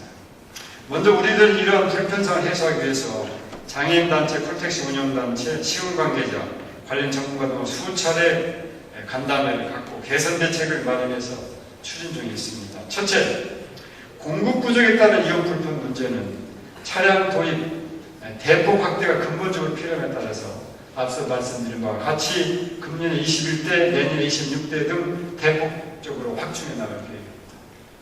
또한 종전에 이용하기 며칠 전에 사전 예약을 해야만 이용할 수 있었던 것을 필요한 때 바로 전화해서 이용할 수 있는 바로콜 제도와 함께 병행해서 이용자의 다양한 수요에 따라서 대응할 수 있도록 하였습니다. 둘째, 명절 공휴일 미운행 문제는 여러 가지 심각한 문제를 많이 일으킬 위험이 있었습니다. 그간 운전기사가 부족하여 발생한 것으로 16명의 운전기사를 추가 증원해서 명절 공휴일에도 교대로 운영하도록 조처했습니다. 심야 시간에도 혈액 투석이 필요하거나 심장 질환 등 응급 환자 발생 시 이용할 수 있도록 비상 차량을 대기하도록 개선했습니다. 셋째, 운영 시스템 DB는 1명이든 상담원을 5명으로 확대하고 운전자 등 종사원 대상으로 친절 서비스 교육을 강화하겠습니다. 그동안 전화로만 운영하던 예약 운영 시스템을 11월 말부터 인터넷이나 문자 서비스도 가능하도록 개선되겠습니다. 앞으로 2016년까지 총 216억을 투자해서 142대 이상이 도입될 수 있도록 장애인 콜택시 구입비와 운영비를 지속적으로 지원하겠습니다. 이와 함께 수시로 관련 단체 시구가 협의하는 등 이용자 불편성을 최소화할 수 있도록 노력을 다하겠습니다. 두 번째, 국토교통부 저상버스 도입 계획에 따라서 전라북도는 2016년까지 전체 시내버스 822대의 30%인 247대가 도입되어야 하지만 현재 총 72대에 불과한 수준을 하시면서 타 시도와 비교해볼 때 저상버스 도입률은 천차만별 상황으로 2014년도 이후에 저상버스 도입 지원 계획을 물으셨습니다. 우리 도의 저상버스 도입 현황과 지원 계획에 대해서 말씀드리면 우리 도에서는 2008년부터 차량 구입비를 지원해서 저상버스 보급 확대를 추진하여 왔습니다만 2012년까지 5년간 평균 11대, 총 56대에 그치는 등 도입 실적이 저조한 상황입니다. 그동안 차량 구입비 추가 비용을 전액 지원하고 있음에도 불구하고 일부 시내버스에 비해서 운영비가 많이 소요됐기 때문에 업계에서 구입을 기피하고 있는 것이 주요 원인입니다. 우리 도에서는 장애인 콜택시 문제와 함께 노인, 임산부 등 교통 약자의 이동권 확보 실태에 대한 근본적인 문제인식과 금년부터 종합적인 개선 대책을 마련해서 저상버스 확충에 적극 나서고 있습니다. 2016년까지 총 274억 원을 투자해서 시내버스 30% 수준인 247대를 모두 확보할 계획입니다. 이에 따라서 금년도에만 16대, 내년도에 34대 등 저상버스를 확충해 나가겠습니다. 특히 우리 도는 업체가 기피해오던 것을 해소하기 위해서 그간 지원해오던 구입비는 물론이고 경남도를 제압하는 시도가 전혀 지원해주고 있지 않은 추가 운영비를 금년부터 전액 지원하고 있습니다. 앞으로도 지속적으로 구입비와 운영비를 지원해서 차질 없이 추진되도록 하겠습니다. 아울러서 현재 저상버스는 일반 버스보다 차체가 낮고 대형버스이다 보니까 비포장이나 과속 방지턱 등으로 도로 여건이 좋지 않은 여건에서 운행하는 문제가 있어서 국토부에서 운영비가 적게 들고 농어촌 지역에 적합한 중형 저상버스 DRT를 개발 중인데 이 개발이 완료 정류장에 정확하게 정차하고 장애인에 대한 승하차 지원, 인격 존중 등 교통약자 인식 개선 교육도 실시하고 있습니다. 앞으로 승강장 등 도로시설 개선, 장애인 탑승 대기 인식 표시 설치, 지속적인 친절 교육 등을 통해서 교통약자 이용 편익 증진에 최선을 다하겠습니다. 다음은 문면호 의원님 질의에 대해서 답변하도록 하겠습니다.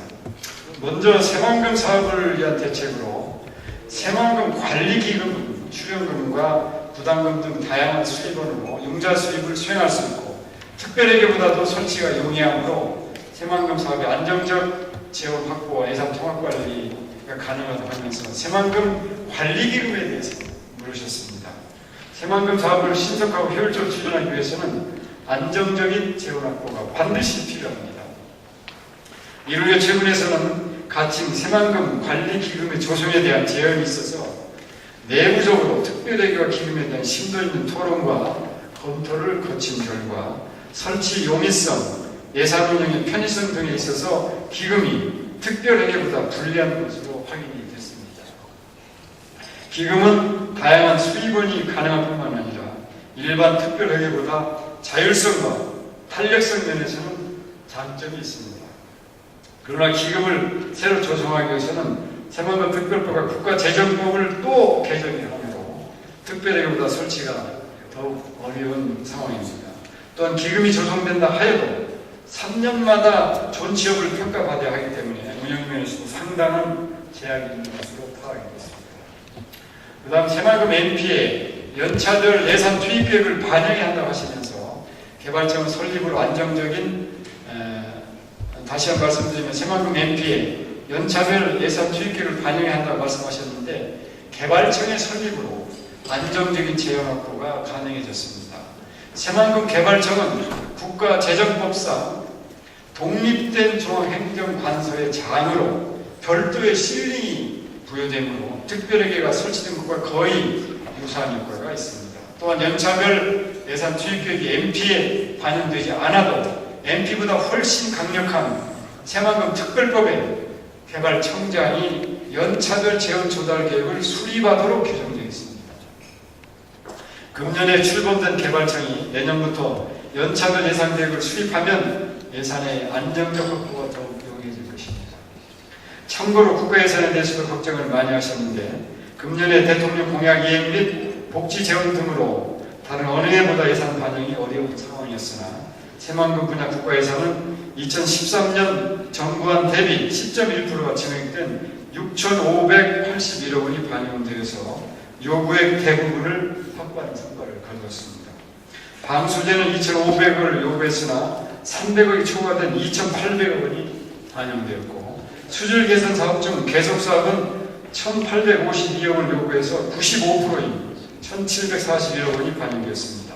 다만 신규 사업 348억을 요구해서 108억만 반영돼서 이것은 국회 다음에서 증액을 실현시키도록 하겠습니다.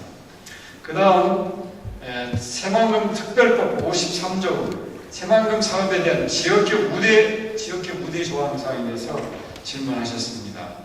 새만금 사업도 강원도의 2018년 평창올림픽 지원 특별법처럼 지역업체를 우대하는 세부 실천 기준 마련이 필요하다 하시면서 이에 대한 의견을 물으셨습니다. 먼저 그간 새만금 사업의 지역업체 참여 현황에 대해서 말씀드리면 국가를 당사자로 하는 계약에 관한 법률에 의하면 지역 제한 및 지역 의무 공동 계약이 적용된 금액은 중앙부서에서 시행하는 공사는 95억 원 미만, 공공기관은 262억 미만으로 새만금 사업은 모두 이 한도를 초과해서 지역업체를 일정 비율 이상 참여시킬 수 있는 법률적 제도가 없었습니다.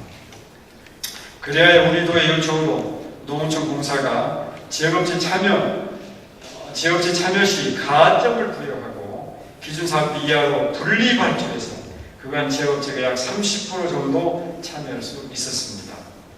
다음은 새만금 특별법의 지역기업 우대조항을 신설하기까지 입법 과정에 대해서 말씀드리겠습니다. 지난해 새만금 특별법 개정 시 새만금 사업의 지역업체를 현행보다 더 높게 40% 이상으로 의무적으로 참여시키기 위해서 지역업체 참여 비율을 명시한 조항을 국가계획법에 대한 특례 기종으로 넣으려 하였으나 법률에 직접 참여 비율 등을 직접 규정하는 것은 입법례도 없을 뿐더러 WTO 위반이라는 정부 지적이 있었습니다.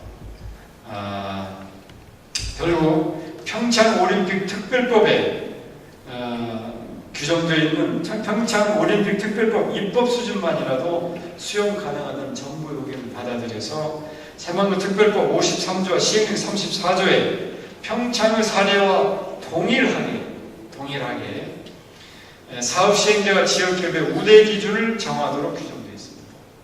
평창의 올림픽 특별법도 사업 시행자가 지역 기준 우대 기준을 정하도록 되어 있는데 우리 새만금 사업도 사업 시행자가 지역기업의 우대 기준을 정하도록 그렇게 되어 있는데 지역 기업 우대 조항 세부 기준 관련해서 말씀드리면 평창의 경우 사업 시행자가 강원도지사입니다. 도지사에서 강원도지사가 지난 1월 16일 우대 기준을 마련하였는 바 공사의 경우 지역기업 참여 비율을 40% 이상 49%까지 하도급의 경우 30%를 지역업체에 두고 기술 영역의 경우 공동수급체 구성 지역건설 기계 우선 사용의 내용으로 이렇게 되어 있습니다.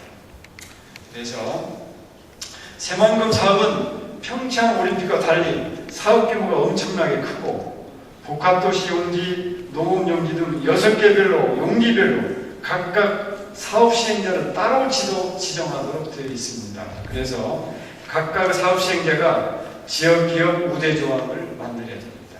그렇기 때문에 새만금 개발청에서 각각 사업 시행자가 적용할 수 있는 평창 사례에 준하는 지역기업 우대조항 가이드라인을 수립해야 하고 이를 6개 용지별 사업 시행자가 적용해야 됩니다. 그래서 이를 위해서 우리 도에서는 또 자체안을 만들어서 새만금 개발청에 제안하고 이것이 최대한 반영될 수 있도록 추진해 나가겠습니다. 다음 세 번째로 새만금 개발청이 개청됐기 때문에 새만금 개발 기간을 단축할 수 있는 중장기 로드맵이 필요하며 신시, 야미, 다기능 부지 및 게이트웨이 조기개발 지구 지정 등 선도지역을 선정하고 성공 사례를 만들어 민간 투자의 롤모델을 만드는 것이 중요하다고 하시면서 이에 대한 의견을 물으셨습니다. 새만금 개발 기간을 단축할 수 있는 중장기 로드맵의 필요성에 대해서 답변드리겠습니다. 새만금 개발청은 새만금 사업만을 전담하는 중앙행정기관이므로 지금 현재 어떻게 중장기 계획을 수립해서 새만금 사업을 신속하고 효율적으로 개발할 것인지 내부 안을 마련드리고 있습니다. 그래서 앞으로 MP 변경안, 공기업 참여안, 선도지역 개발안 등 우리들에서 지금까지 검토하여 마련한 자료를 개발청에 제공해서 최적의 중장기 로드맵이 수립될 수 있도록 최선의 노력을 다하겠습니다. 다음은 신시안이 다기능 부지 및 게이트웨이를 선도지역으로 선정해서 민간 투자 성공 모델로 개발하는 게 중요하다는 의견에 대해서 말씀드리겠습니다. 그동안 신시안이 다기능 부지 게이트웨이를 조기 개발하려 했으나 잘 진행되지 않고 있습니다. 신시야미 다기능 부지는 제공을 통해서 12월까지 투자자를 모집할 계획이고 게이트웨이는 실시 설계 중에 있으나 투자자 모집이 어려울 것으로 전망되고 있습니다. 현재 농식품부에서 다기능 부지에 대해 2차로 투자자를 모집하는 등 절차를 진행 중에 있으므로 적극 협력해서 조기에 개발되도록 노력해 나가겠습니다. 제안하신 내부용지 개발에 농지관리기금을 선투입하는 방안에 대해서 말씀드리면 농지관리기금은 한국농어촌공사 및 농지관리기금법 규정에 따라서 투입할 수 있는 대상 사업은 농업기반 시설과 그 부대 시설에 판별되어 있습니다. 따라서 방수제 및 농업용지 이외의 명품복합도시나 관광농지 등에는 농지관리기금의 투입이 어렵다는 점을 말씀드립니다. 그 다음에 성공적인 사업을 위해서, 새만금 사업을 위해서 새만금 개발청에서 MP 변경을 용역을 추진할 계획인데 새만금 사업의 투자 활성화를 위해서는 관중심에서 투자자 입장을 고려한 수요자 중심의 MP 수정 보완이 필요하다고 하시면서 효율적이고 체계적인 내부 개발을 위한 구상에 대한 계획과 그 다음에 LH는 공기업을 새만금의 매립 사업자로 참여시키는 공용개발 방식 도입 등을 물으셨습니다. 먼저 현행 새만금 사업 MP에 대해서 말씀드리도록 하겠습니다. 2011년에 수립된 MP는 6개 용도별로 각 부처 입장에서 새만금 사업을 시행하기 위한 상세한 내용을 담은 계획입니다. 총론적으로 볼 때 새만금 지역의 개발 계획과 재원 계획은 잘 짜여져 있는 것으로 판단됩니다. 그러나 현행 MP는 새만금 사업이 가지고 있는 장기 계속 사업, 대규모 해상 매립 사업이라는 특성으로 인해서 수익 구조가 나오지 않는 어려움에 대해서 충분히 고려하고 있지 못합니다. 또한 수요자 입장에서 반영하지 못한 부분이 있어서 그동안 각계에서 현행 MP에 대한 수정 보완의 필요성이 수없이 제기되어 왔습니다. 이에 따라서 우리 교회에서는 전문가들 구성된 자문단을 운영해서 지난 6개월 동안 집중적인 토론과 연구를 통해서 MP 수정과 변경이 필요한 몇 가지 사항을 발굴하였습니다. 첫째, 새만금 사업의 속도를 낼 수 있도록 수익 구조를 개선하는 문제에 대한 방안 마련입니다. 그렇게 하기 위해서는 LH 등 공기업이 매립 사업 시행자로 참여하는 공영개발 방식의 도입이 필요합니다. 둘째, 새만금 사업의 성공사를 만들기 위해서는 어느 특정 지역을 먼저 개발하는 방식입니다. 가장 유력한 후보지로는 신항만 배후단지인 명품 복합 도시 1, 2구역을 산업용지로 우선 개발하는 방안입니다. 명품 복합도시 3구역보다 새만금 방조제에 인접하고 있어 개발 여건이 양호한 1, 2구역을 우선 산업용지로 개발하고 주거, 산업, 관광 등은 추후에 개발하는 방안입니다. 이렇게 개발하면 가처분 면적을 늘리고 조성원가를 낮출 수 있어서 민간 투자를 이끌어낼 수 있을 것으로 보입니다. 특히 이 구역을 복합 물류 산업지로 조성해서 2020년 개항 예정인 새만금 신항만과 연계시킨다면 원재료 수입, 가공, 재수출로 하는 노테르담형 항만 배후 상단이 되어서 새만금 지역이 크게 활성화될 수도 있을 것입니다. 셋째, 6개 용지 중에서 일부 용지 유치 이전 필요성이 제기됐습니다. 그동안 과학연구용지와 신재생 에너지용지는 소음연구 등을 통해서 이전 필요성이 제기되어 왔습니다. 개발청과 협의해서 두 용지가 최저 규칙으로 이전되도록 하겠습니다. 기타 제한대 검토된 것으로서는 내부 간선도로를 조기 구축해서 투자 여건을 만들어줄 필요성이 제기됐습니다. 또한 공항부지로 지정된 곳의 위치가 적절한지에 대한 이견이 있어서 충분한 검토를 거쳐서 공항부지도 MP의 합리적인 결정으로 반영될 수 있도록 하겠습니다. 앞으로 이러한 내용을 중심으로 정리해서 개발청에 넘겨 용역을 시행할 때 반영될 수 있도록 하겠습니다. 내년에는 MP 변경 내용이 우리도 계획대로 잘 정리될 것으로 기대됩니다. 이를 위해서 우리도에서 많은 준비와 노력을 했다는 점을 이해해 주시기 바랍니다. 그 다음에 다섯 번째, 신항만 산업용지 방수제와 농업용지 소송은 정상적으로 추진되고 있으나 명품 복합도시 관광 등 기타 용지는 개발이 부진하다 하시면서 도로와 철도등 SOC 사업의 조기 구축을 통한 투자 활성화에 대해서 물으셨습니다. 사업 추진이 부진하다고 지적하신 명품 복합도시와 관광용지는 앞서 답변 드린 것처럼 LH와 관광공사 등이 사업에 참여하는 공영개발 방식의 도입을 통해서 중앙부처와 적극적으로 협의해 나가겠습니다.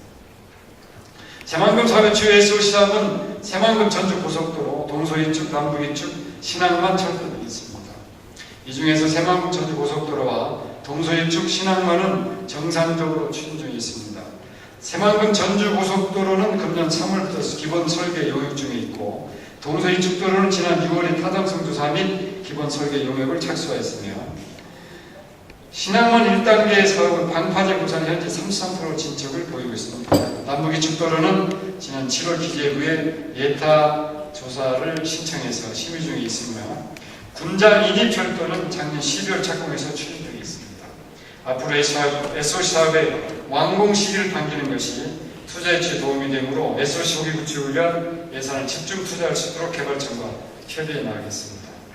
다음 한중 FTA 전라북도 농수산업 균형발전의 대책을 물으셨습니다. 막중한 피해가 예상되는데 한중 FTA 발효 전에 체계적이고 효율적인 대책이 마련되도록 관련 제도 개선이 필요하다고 하면서 의견을 물으셨습니다. 무엇보다도 가장 효율적인 대책은 초민감 품목에 우리 도의 농수축산물이 최대한 많이 포함될 수 있도록 하는 것입니다. 한중 간 FTA 1단계 협상 전체 품목 12,232개 중 10%가 초민감 품목군으로 선정되기 때문에 우리도 농축수산물이 최대한 많이 포함될 수 있도록 지속적으로 요구하는 것이 중요합니다.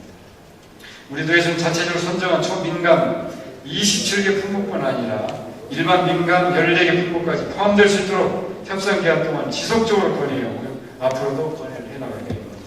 원주께서 말씀하신 FTA 발효 전에 제도 개선 등의 건의와 관련해서는 1단계 협상이 마무리됨과 동시에 정부에서 두 차례 한중 FTA 대응을 위한 4건의 정책을 공식적으로 건의한 바가 있습니다. 첫째, 무역이해 공유 제도로 자유무역 협정에 따른 농업, 농촌 활성화 지원 특별법 제정 시행입니다. FTA 체결로 수혜를 받는 산업에서 발생한 이익의 일부를 농업 분야와 공유하는 것입니다. 둘째, 농업 정책 금융 제도 개선으로 보증기금 신용 한도를 대폭 늘려주자는 것이고 지원 대상도 늘려주자는 것이고 기금 확대도 대폭 늘려주고 농업 정책 자금 융자 금리도 인하해야하는 것들입니다. 셋째, 각 도별 민간 품목의 경쟁력 강화를 위해서 별도 사업비 지원, 넷째, 농작물 재해보험 지원제도 개선 등을 저희가 지금 건의하고 있습니다. 우리 도에서 농축수산 분야가 큰 피해를 입지 않도록 한중 FTA 대책 수립 시 앞으로 현장의 목소리를 최대한 정취하고 전문가들과 협의를 거쳐서 지속적으로 대응책을 보완해 나가도록 하겠습니다. 그 다음에 한중 FTA 전라북도 농수산업 균형 발전을 위한 대책을 물으셨습니다. 농업과 수산업의 공평한 정책이 될 수 있도록 중앙부처 건의와 도차원의 대책을 위해서 뭘 했는지 물으셨습니다. 의원님께서 언급하신 농업과 수산업의 공평한 정책과 관련된 3가지 제도는 정부에서 직접 시행하는 것으로서 제도적인 측면에서 사업이 차별받지 않도록 중앙정부에 적극 건의하도록 하겠습니다. 먼저 피해보전 직접 직불금은 상한액을 상향 조정하고 영농 영업 규모에 따라 실질적인 피해 보상이 될 수 있도록 하며, 폐업 지원금은 지원 대상에 양식업, 수산물 가공업, 어획물 운반업 등이 포함될 수 있도록 건의하겠습니다. 또한 조건 분리 지역 직접 지불금 제도 상의 지원 대상 지급 금액에서 농업인에 비해 어업인이 차별받지 않도록 면밀하게 검토해서 중앙부처에 건의하도록 하겠습니다. 다음 한중협회 대변 도차원의 수산업 발전을 위한 대책에 대해서 말씀드리면, 수산자원 조성사업으로 인공철 시설 33억, 수산 종묘 방류 17억은 바다 목장 및 바다숲 조성 20억 등을 추진하고 있으며, 군산 연도 해역에 고부가치 해삼 양식단지를 추가 조성하는 등 지속가능한 어업 생산 기반을 확대하고 있습니다. 또한 수산물의 생산 가공 유통 복합 시스템을 구축하고자 연안 3개 시군에 수산물 유통 거점단지 조성사업 444억 등을 추진해서 수산 경쟁력을 강화해 나가고 있습니다. 어업인 전문성 제고를 위해서도 어업 전문 양성 교육, 어업인 기술 보급 교육, 수산 신문 보급 등의 사업을 추진하겠다는 말씀을 드립니다. 우리 도에서는 어업인의 복지 증진을 위한 사업도 적극 추진하고 있습니다. 정주여건 개선 사업으로 고창 군산 부안 번역단위 종합정비 142억, 지방항 건설 99억, 부장교빈 인양기 설치 19억 등을 추진하고 있으며, 아울러 소득보전과 생기비 지원 사업으로 어촌 체험마을 조성, 자율관리 어업 공동체 육성, 어선업 어업인 보험료 지원 등도 지속적으로 추진하도록 하겠습니다. 그 다음 전국 농수산업 균형 발전을 위한 대책으로 중앙정부에서 FTA 대비 농업인을 위해서 약 20조 이원을 지원할 계획인데, 우리 도의 국비예산 확보 계획과 전국 농수산물의 경쟁 우위 확보 방안을 부르셨습니다. 먼저 정부 FTA 대비 20조 지원과에 대해서는 확인 결과 아직도 구체적인 계획이 없다는 말씀을 드립니다. 한중 FTA 현상은 1단계 협상이 마무리되고 2단계 협상이 진행되고 있습니다. 따라서 협상 결과에 따라 정부 대책도 마련될 것이므로 진행 내용에 따라서 지원 요구도 달라지게 될 것입니다. 현재는 전문가를 중심으로 하는 전국 농정 포럼 운영을 통해서 FTA 대응할 수 있는 국책사업 발굴과 시군 및 농축산 분야 단체의 의견 수렴을 통해서 신규책을 발굴 중에 있습니다. 국책사업 및 신규책 발굴 사업이 마무리되면 정부의 한중 FTA 2단계 협상 시기와 맞물려서 시군과 긴밀하게 협의해서 우리 도에 발굴된 사업들을 중심으로 국비예산 확보, 정부 신규책에 반영될 수 있도록 노력하겠습니다. 다음은 전라도 농수산물 경쟁 확보에 대해서는 친환경 산물 육성, 농산물의 가공 활성화, 농수산 분야 6차 산업화, 농수산 식품산업 육성이라는 4대 분야를 집중 지원하겠다는 말씀을 드리겠습니다. 그 다음에 이제 해상풍력 지원 항만 조석건설 필요에 대해서 말씀드리겠습니다. 서남에 2.5GW 해상풍력 발전단지 개발사업 지원과 전라북도의 풍력산업 육성, 배후 3단계 중량물 기업 수출 해소를 위해서 신규 구도로 해상풍력 지원 항만 사업이 신속히 추진한다고 하면서 대책을 보셨습니다. 동사군 원전 사태 등으로 인한 전력난에 대응하고 해상풍력 사업을 수출 산업으로 육성하기 위해서 산업부 주관으로 추진되는 사업입니다.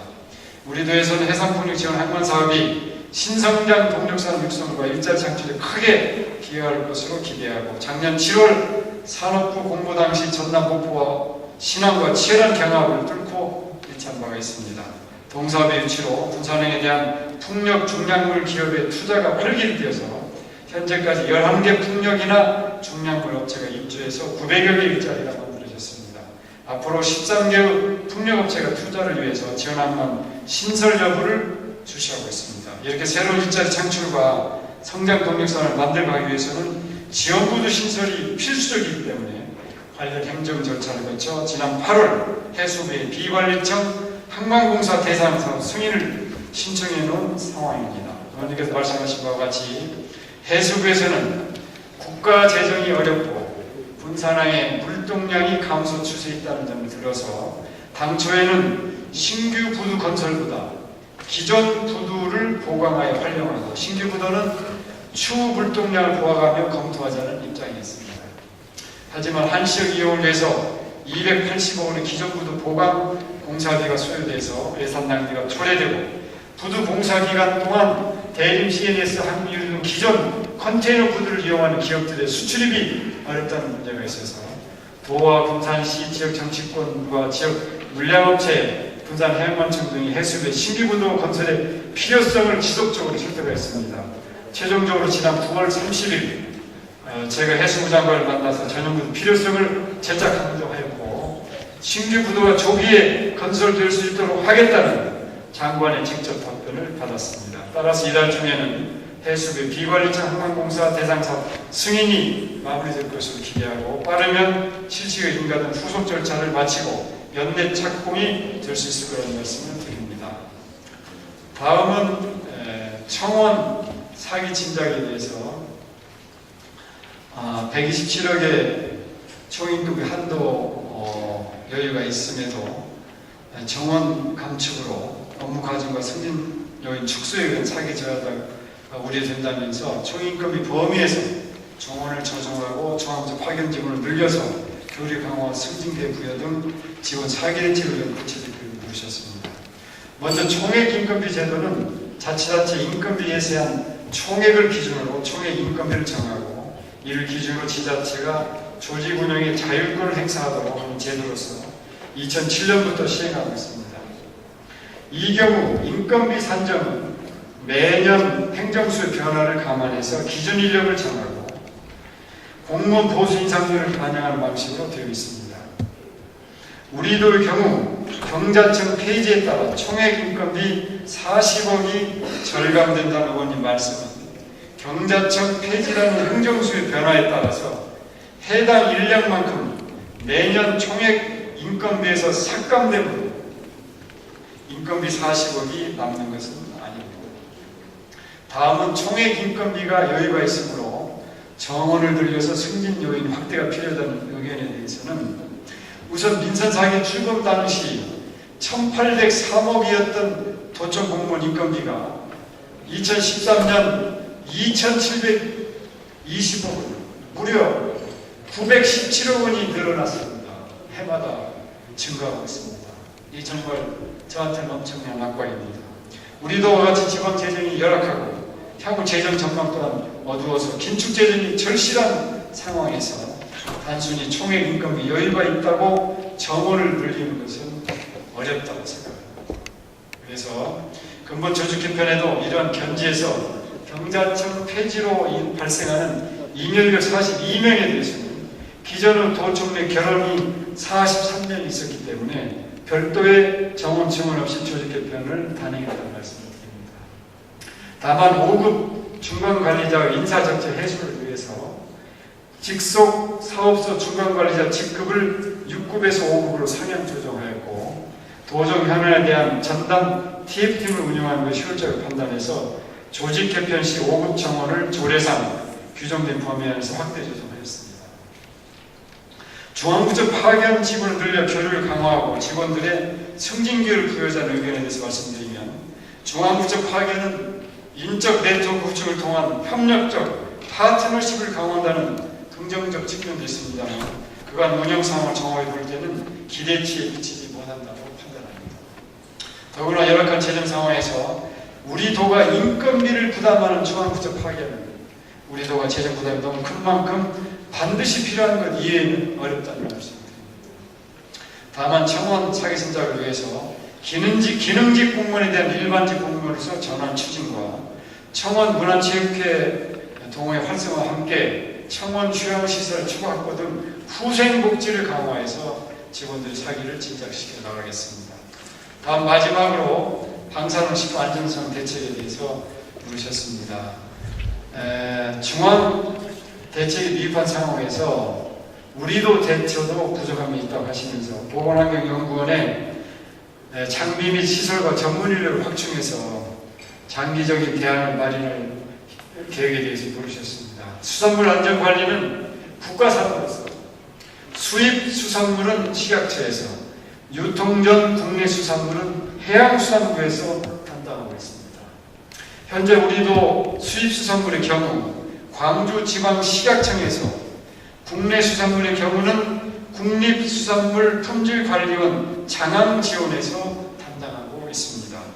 인력 부족과 지리 여건 등으로 우리도 전체의 수입 수산물과 국내산 수산물을 모두 담당하기는 다소 어려움이 있는 것이 사실입니다. 하지만 2011년부터 현재까지 식약처와 국립수산물품질관리원에서 검사한 결과 수입 수산물과 국내 수산물 모두가 현재까지는 기준에 적합하여 안전한 것으로 나타났습니다. 앞으로 방사능 검사가 국민적 관심사로 대두됨에 따라서 방사능에 대한 식품 안전성 확보에 정부 정책의 강화와 변화가 예상됩니다. 정부의 정책 변화 흐름을 지켜보고 정부가 별다른 대책을 추진하지 않을 경우 전라북도 보건환경연구원의 인력과 장비를 확보하는 등 대책을 추진하겠습니다. 이상 답변을 마치겠습니다.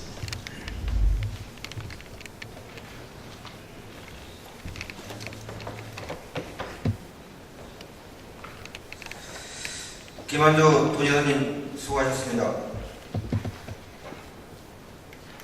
다음은 김성환 교육감님 나오셔서 답변해 주시기 바랍니다.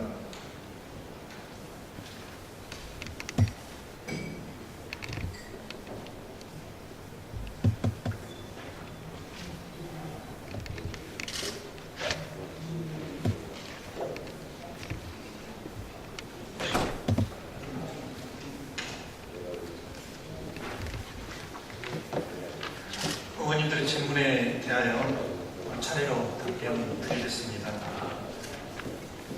먼저 강병진 의원님 질문에 대하여 답변을 드리겠습니다. 농어촌 소규모 학교 활성화 정책을 위한 조례 제정을 추진할 의향이 있는지에 대하여 질문하시는데 답변을 드리겠습니다. 농어촌 소규모 학교 활성화 문제는 지자체와 시민단체가 함께 노력해서 해결할 사안이라는 의원님의 말씀에 적극 공감하면서 우리 교육청에서는 현재 국회의원 발의로 국회에 계류 중인 농어촌 교육발전 특별 법안이 조속히 제정되어 농어촌 학교 교원 정원 확보와 공동학부 지정 등 농어촌 학교의 실질적인 행재정적 지원이 이루어질 수 있도록 노력하고 있습니다. 아울러 전라북도와 교육행정협의회를 통해 농어촌 소규모 학교 활성화 정책을 협의하고 있으며 농민단체 등 시민단체와는 농어촌 교육 희망 찾기 TF팀 협의를 통해 정책 대안을 모색하는 등 농어촌 소규모 학교 활성화를 위한 행재정적 지원 방안을 마련하고 있으며 이를 위해 조례 제정이 필요하다면 이를 적극적으로 검토해서 추진해 나가도록 하겠습니다. 농어촌 학교 활성화를 위한 도교육청의 행재정적 대안과 어울림 학교에 관한 추진 계획에 대하여 답변드리겠습니다. 취임 이후 농어촌 학교 활성화를 위해 많은 노력을 기울여 왔으나 농어촌 학령 인구 자연 감소와 그동안 농어촌 학교 통폐합을 염두에 둔 투자 유보, 예산 및 관련 법령의 한계로 인해 농어촌 교육 환경이 기대했던 만큼 개선되지 못한 것은 사실입니다. 농어촌 학교 활성화를 위해 가장 필요한 지원은 농어촌학교 교원 정원 확보와 공동학부 지정 등 통합구역 조정 문제라고 생각합니다. 그러나 이는 앞서 말씀드린 바와 같이 특별법 제정으로 해결해야 할 사항으로 특별법이 하루빨리 제정될 수 있도록 노력하겠습니다. 이 밖에도 우리 교육청에서는 농어촌학교 통합차량 지원, 농어촌 단독학교 활성화 지원, 농어촌 소규모 학교를 대상으로 하는 에듀케어 사업과 작고 아름다운 학교 사업 등 농어촌 교육이 활성화될 수 있도록 계속 지원할 예정입니다. 농어촌 교육 희망 찾기 어울림 학교는 총 22개교를 지정 운영하고 있습니다. 올해 11월 말까지 공동통합부 지정을 완료하고 2014학년도부터 통합차량이 지원되며 복식학급 해소와 정규 교원을 우선 배치하여 교육의 질적 향상을 도모하고 자율적이고 특색 있는 교육과정이 운영될 수 있도록 지원하겠으며 노후시설을 개선하도록 하겠습니다. 또한 향후 2014년에도 어울림 학교를 운영할 수 있는 여건이 되는 학교를 추가로 지정하여 농어촌 소규모 학교 활성화에 더욱 노력하겠습니다. 조직 개편이나 업무 협조 체계 구축을 통한 다양한 농어촌 학교 정책의 통합 운영에 대하여 답변 드리겠습니다. 의원님께서 말씀하신 대로 농어촌학교 활성화를 위해 도교육청에서는 작고 아름다운 학교 살리기와 에듀케어 사업은 행정과에서, 어울림학교 사업은 정책 공보 담당관에서, 농어촌 방과학교 사업은 교육혁신과에서 추진하는 등 여러 부서에서 농어촌 교육 관련 사업을 추진하고 있습니다. 이처럼 각 과별로 진행되는 농어촌학교 지원 사업을 총괄하고 조정하기 위해 2013년 1월 정책 공보 담당관실 내에 기획 농어촌 교육 담당팀을 신설하여 농어촌 교육과 관련된 각 과의 모든 사업에 대하여 사전 협의를 통하여 총괄 조정하고 있다는 말씀을 드립니다. 향후 더욱 긴밀한 업무 협조 체계를 구축하여 정책 집행이 부실하거나 혼선이 생기지 않도록 최선의 노력을 다하겠습니다. 농어촌학교 방과학습 개선 대책으로 지자체와 지역교육협동조합 형태의 조합센터를 지원할 계획이 있는지에 대하여 답변 드리겠습니다. 현재 학교와 교사의 업무 경감과 우수한 프로그램을 지원하기 위하여 교육지원청별로 방과학교 지원센터를 운영하고 있으며 순회 강사를 확보하여 농어촌학교에 우선 지원하고 있습니다. 또한 지역인재 활용 및 고용 창출, 그리고 농어촌 지역의 우수한 방과학교 프로그램 지원을 위하여 전북대, 군산대, 전주대, 원광대, 우석대 등 도내 5개 대학에서 대학 주도 방과학교 사회적 기업을 운영하고 있습니다.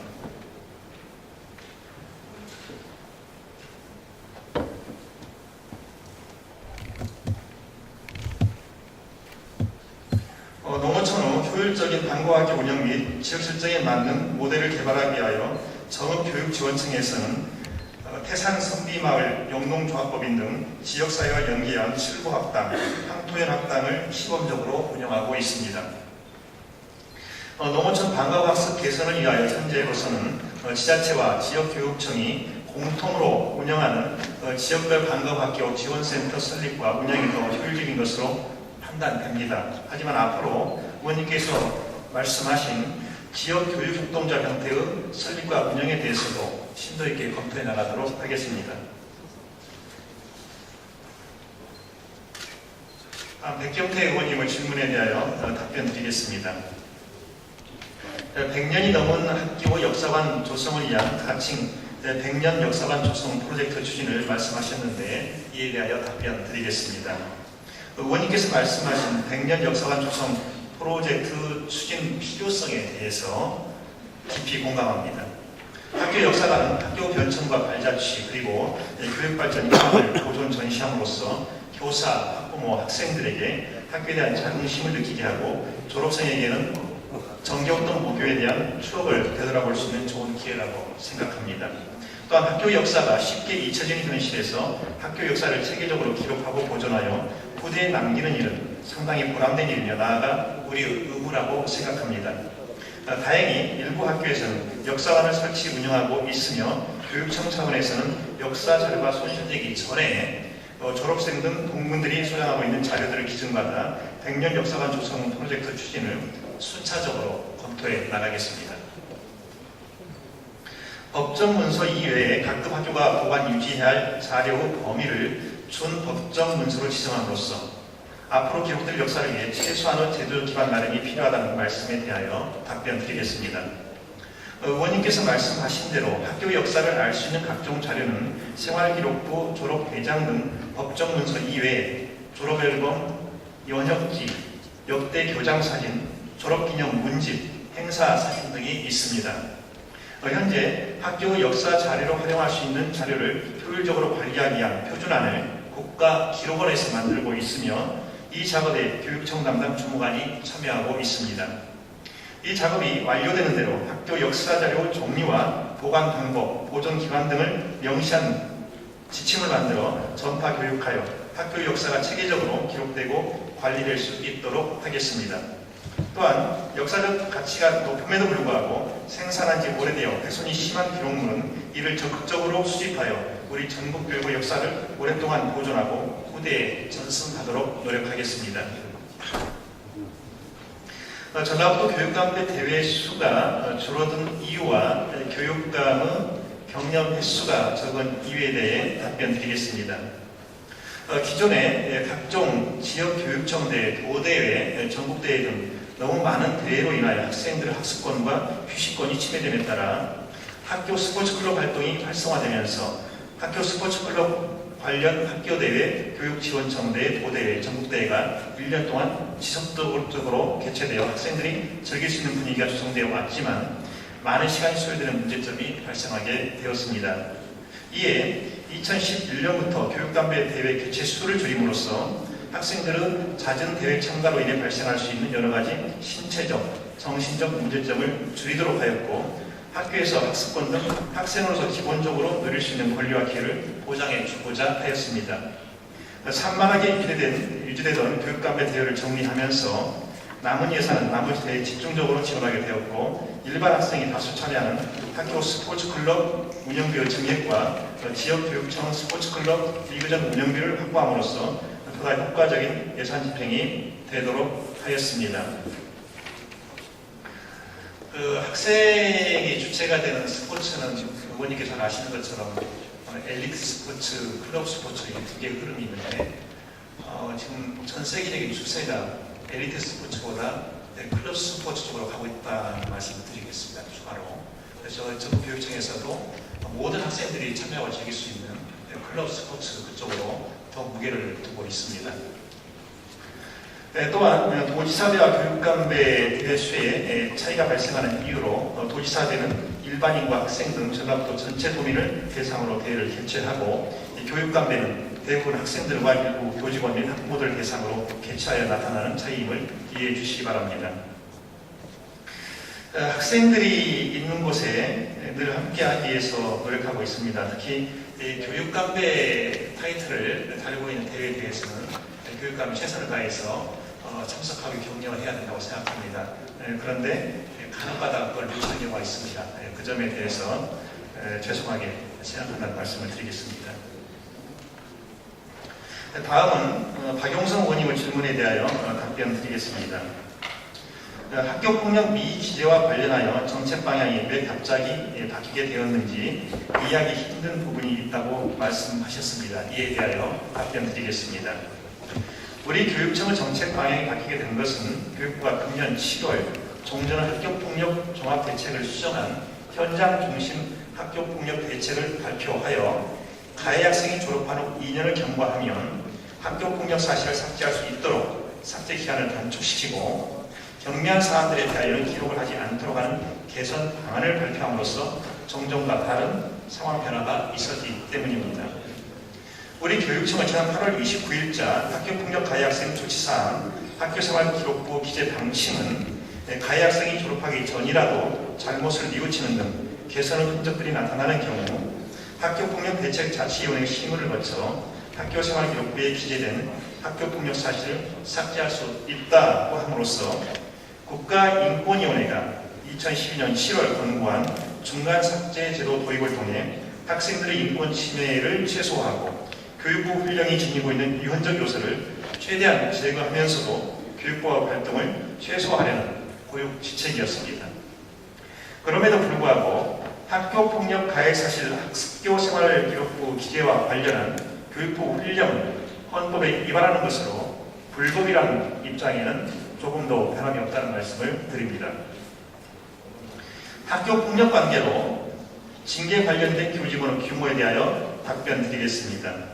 교육부 특별징계위원회 징계 의결 관련자는 모두 19명입니다. 장학관 3명, 장학사 2명, 교장 1명, 교육장 13명입니다. 교육부 특별징계위원회에서는 학교폭력 학생부 미기재 교육공무원에 대한 징계 의결 결과를 통보해 왔습니다. 하지만 전라북도 교육감은 이에 대해서 징계 집행을 하지 않았습니다. 학교폭력 생활기록부 미기재와 관련하여 징계 대상자들에 대한 문제를 앞으로 어떻게 처리할 것인지에 대하여 답변 드리겠습니다. 교육부와 징계 의결한 우리 교육청 소속 교육공무원은 학생의 인권 보장과 소년법에 반영된 입법자 의사 및 개인정보보호법에 따라 학교폭력 관련 조치사항은 학생부 기재를 거부하였습니다.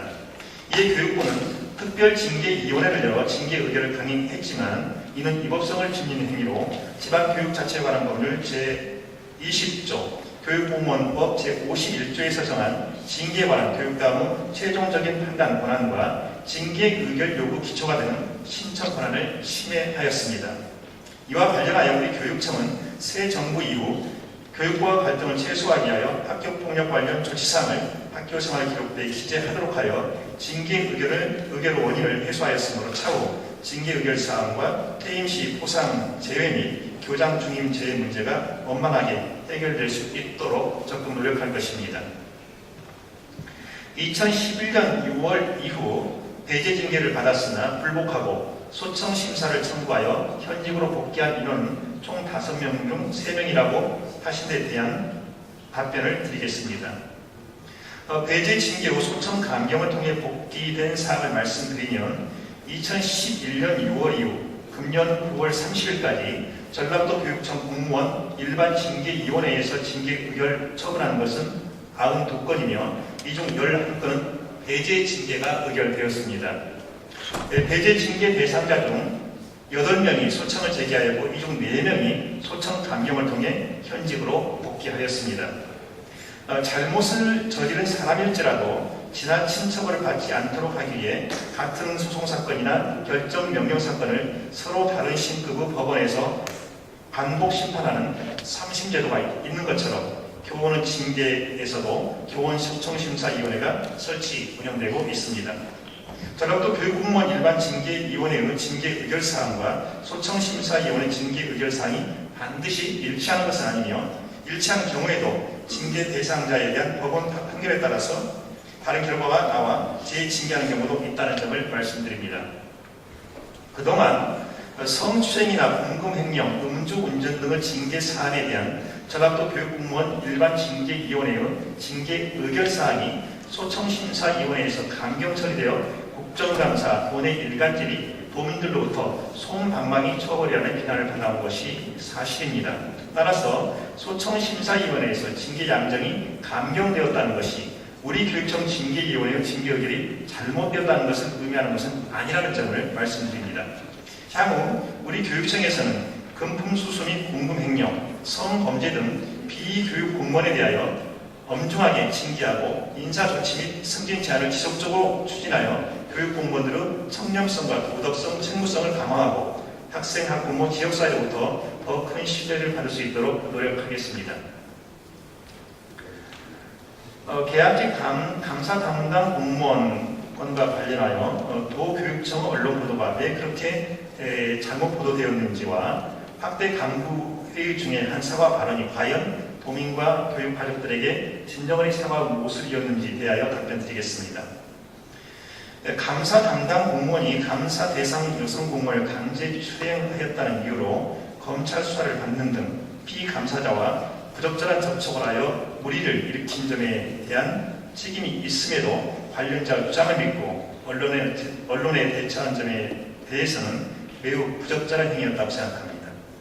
다만 감사 담당 공무원은 강제추행과는 별개로 피감사자 업무상 횡령행위는 명백히 존재한다는 것과 당시 검찰 수사 결과가 통보되지 않은 상태였음에도 소속 공무원이 감사 대상 여성 공무원을 성추행한 혐의를 받고 있다는 것에 대하여 지난 3월 25일 교육감으로서 도민에게 진심으로 사과드렸음을 말씀드립니다.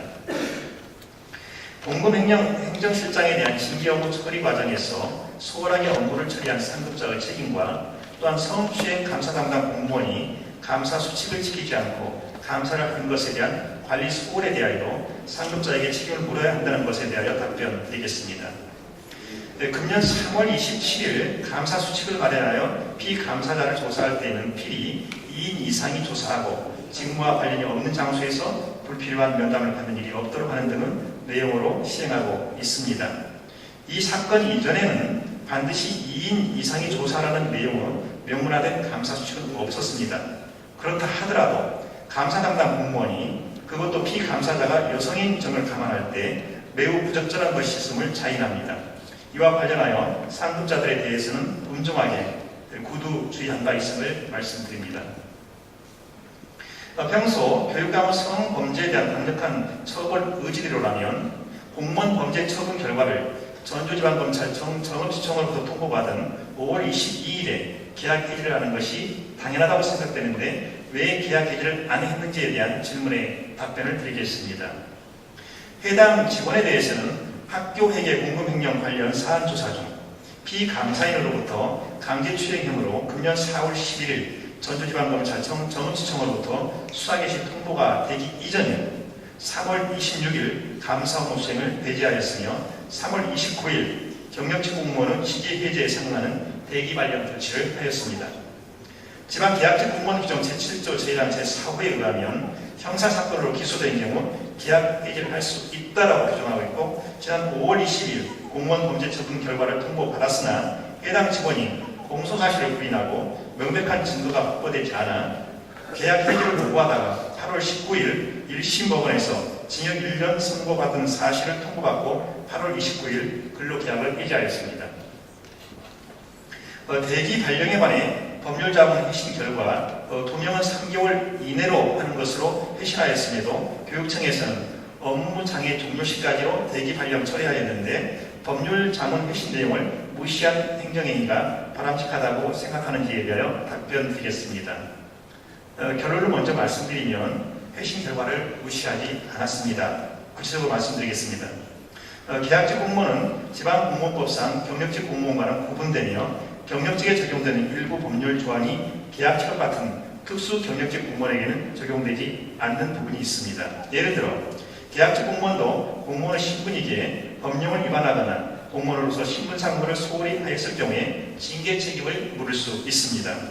의원님 말씀대로 성추행 혐의를 받고 있는 해당 직원으로 하여금 감사 업무를 수행하게 할 수 없어 우선 감사 업무에서 배제하였으며 계약직 공무원에 대한 직위해제 처분이 법령에 근거하지 않고 있기 때문에 직위해제에 상응하는 대기 발령이 가능한지 여부, 시기, 기간에 대하여 법률 자문을 의뢰한 것입니다.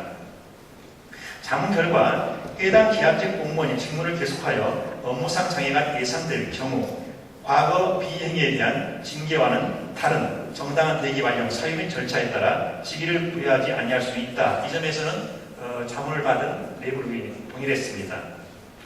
달리 나온 것은 언제까지 대기 발령 조치가 가능하냐 이 부분이었습니다. 두 명은 업무 장애 종료 시까지, 다른 두 명은 3개월 이내가 적정하다 이런 의견을 낸 것입니다. 이 같은 자문 결과를 바탕으로 검찰 수사개시 통보 이전부터 언론 보도 등 사회적으로 우리를 빚게 된 사안의 특수성과 인사 관련 법령 등을 종합적으로 검토하여 국민의 신뢰를 회복하고 공직사의 질서를 유지하고자 신속히 해당 직원에 대해 대기 발령 조치하였다는 말씀을 드립니다. 다른 사안들과는 달리 왜 이 사안에 대하여 징계위원회 의결을 미뤘는지 그 이유에 대하여 답변을 원하셨고요. 평소 교육감은 성범죄에 대한 강력한 처벌을 의지라면 당연히 인사위원회 징계 의결이 신속하게 처리될 수 있도록 요구했어야 한다는 것에 대해 답변드리겠습니다. 공무원들 징계와 관련하여 통상적으로 사안이 발생한 것을 인지하였을 경우에는 즉시 조사에 착수하여 관련 법령에 따라 직위해제나 징계 의결 요구 등을 하고 있으며 수사기관에 고발하는 사례들도 있습니다. 그러나 수사기관에서 수사하고 있는 범죄의 경우에는 검찰로부터 최종 공무원 범죄 처분 결과 통보서를 받은 후 이를 조사하여 관련 법령 및 우리청 공무원 비위 사건 처리 기준에 따라 처분 요구 등을 하고 있습니다. 이 사건은 수사기관의 수사를 한 경우에 해당하며 최초 2013년 2월 14일부터 감사 담당 공무원에 대하여 검찰에서 내사가 있음을 알고 있었으나 4월 11일에야 검찰로부터 수사개시 통보를 받았고 최종 5월 22일 불구속 구공판으로 처분 결과를 통보받아 6월 24일 전라북도 지방공무원 인사위원회 징계 의결을 요구하였습니다. 다음으로 지난 5분 발언 시 제안하는 것이 만약 어렵다면 순세계 잉여금만큼 표준 학교 운영비 전출액을 12분의 1로 감액하여 교부할 것을 제안하신 데 대하여 답변드리겠습니다. 2013학년도부터 학교회계 전출금 목적 사업비로 교부된 사업비의 집행 잔액이 10만 원을 초과하는 경우 교육청에 반납하도록 개정하였습니다.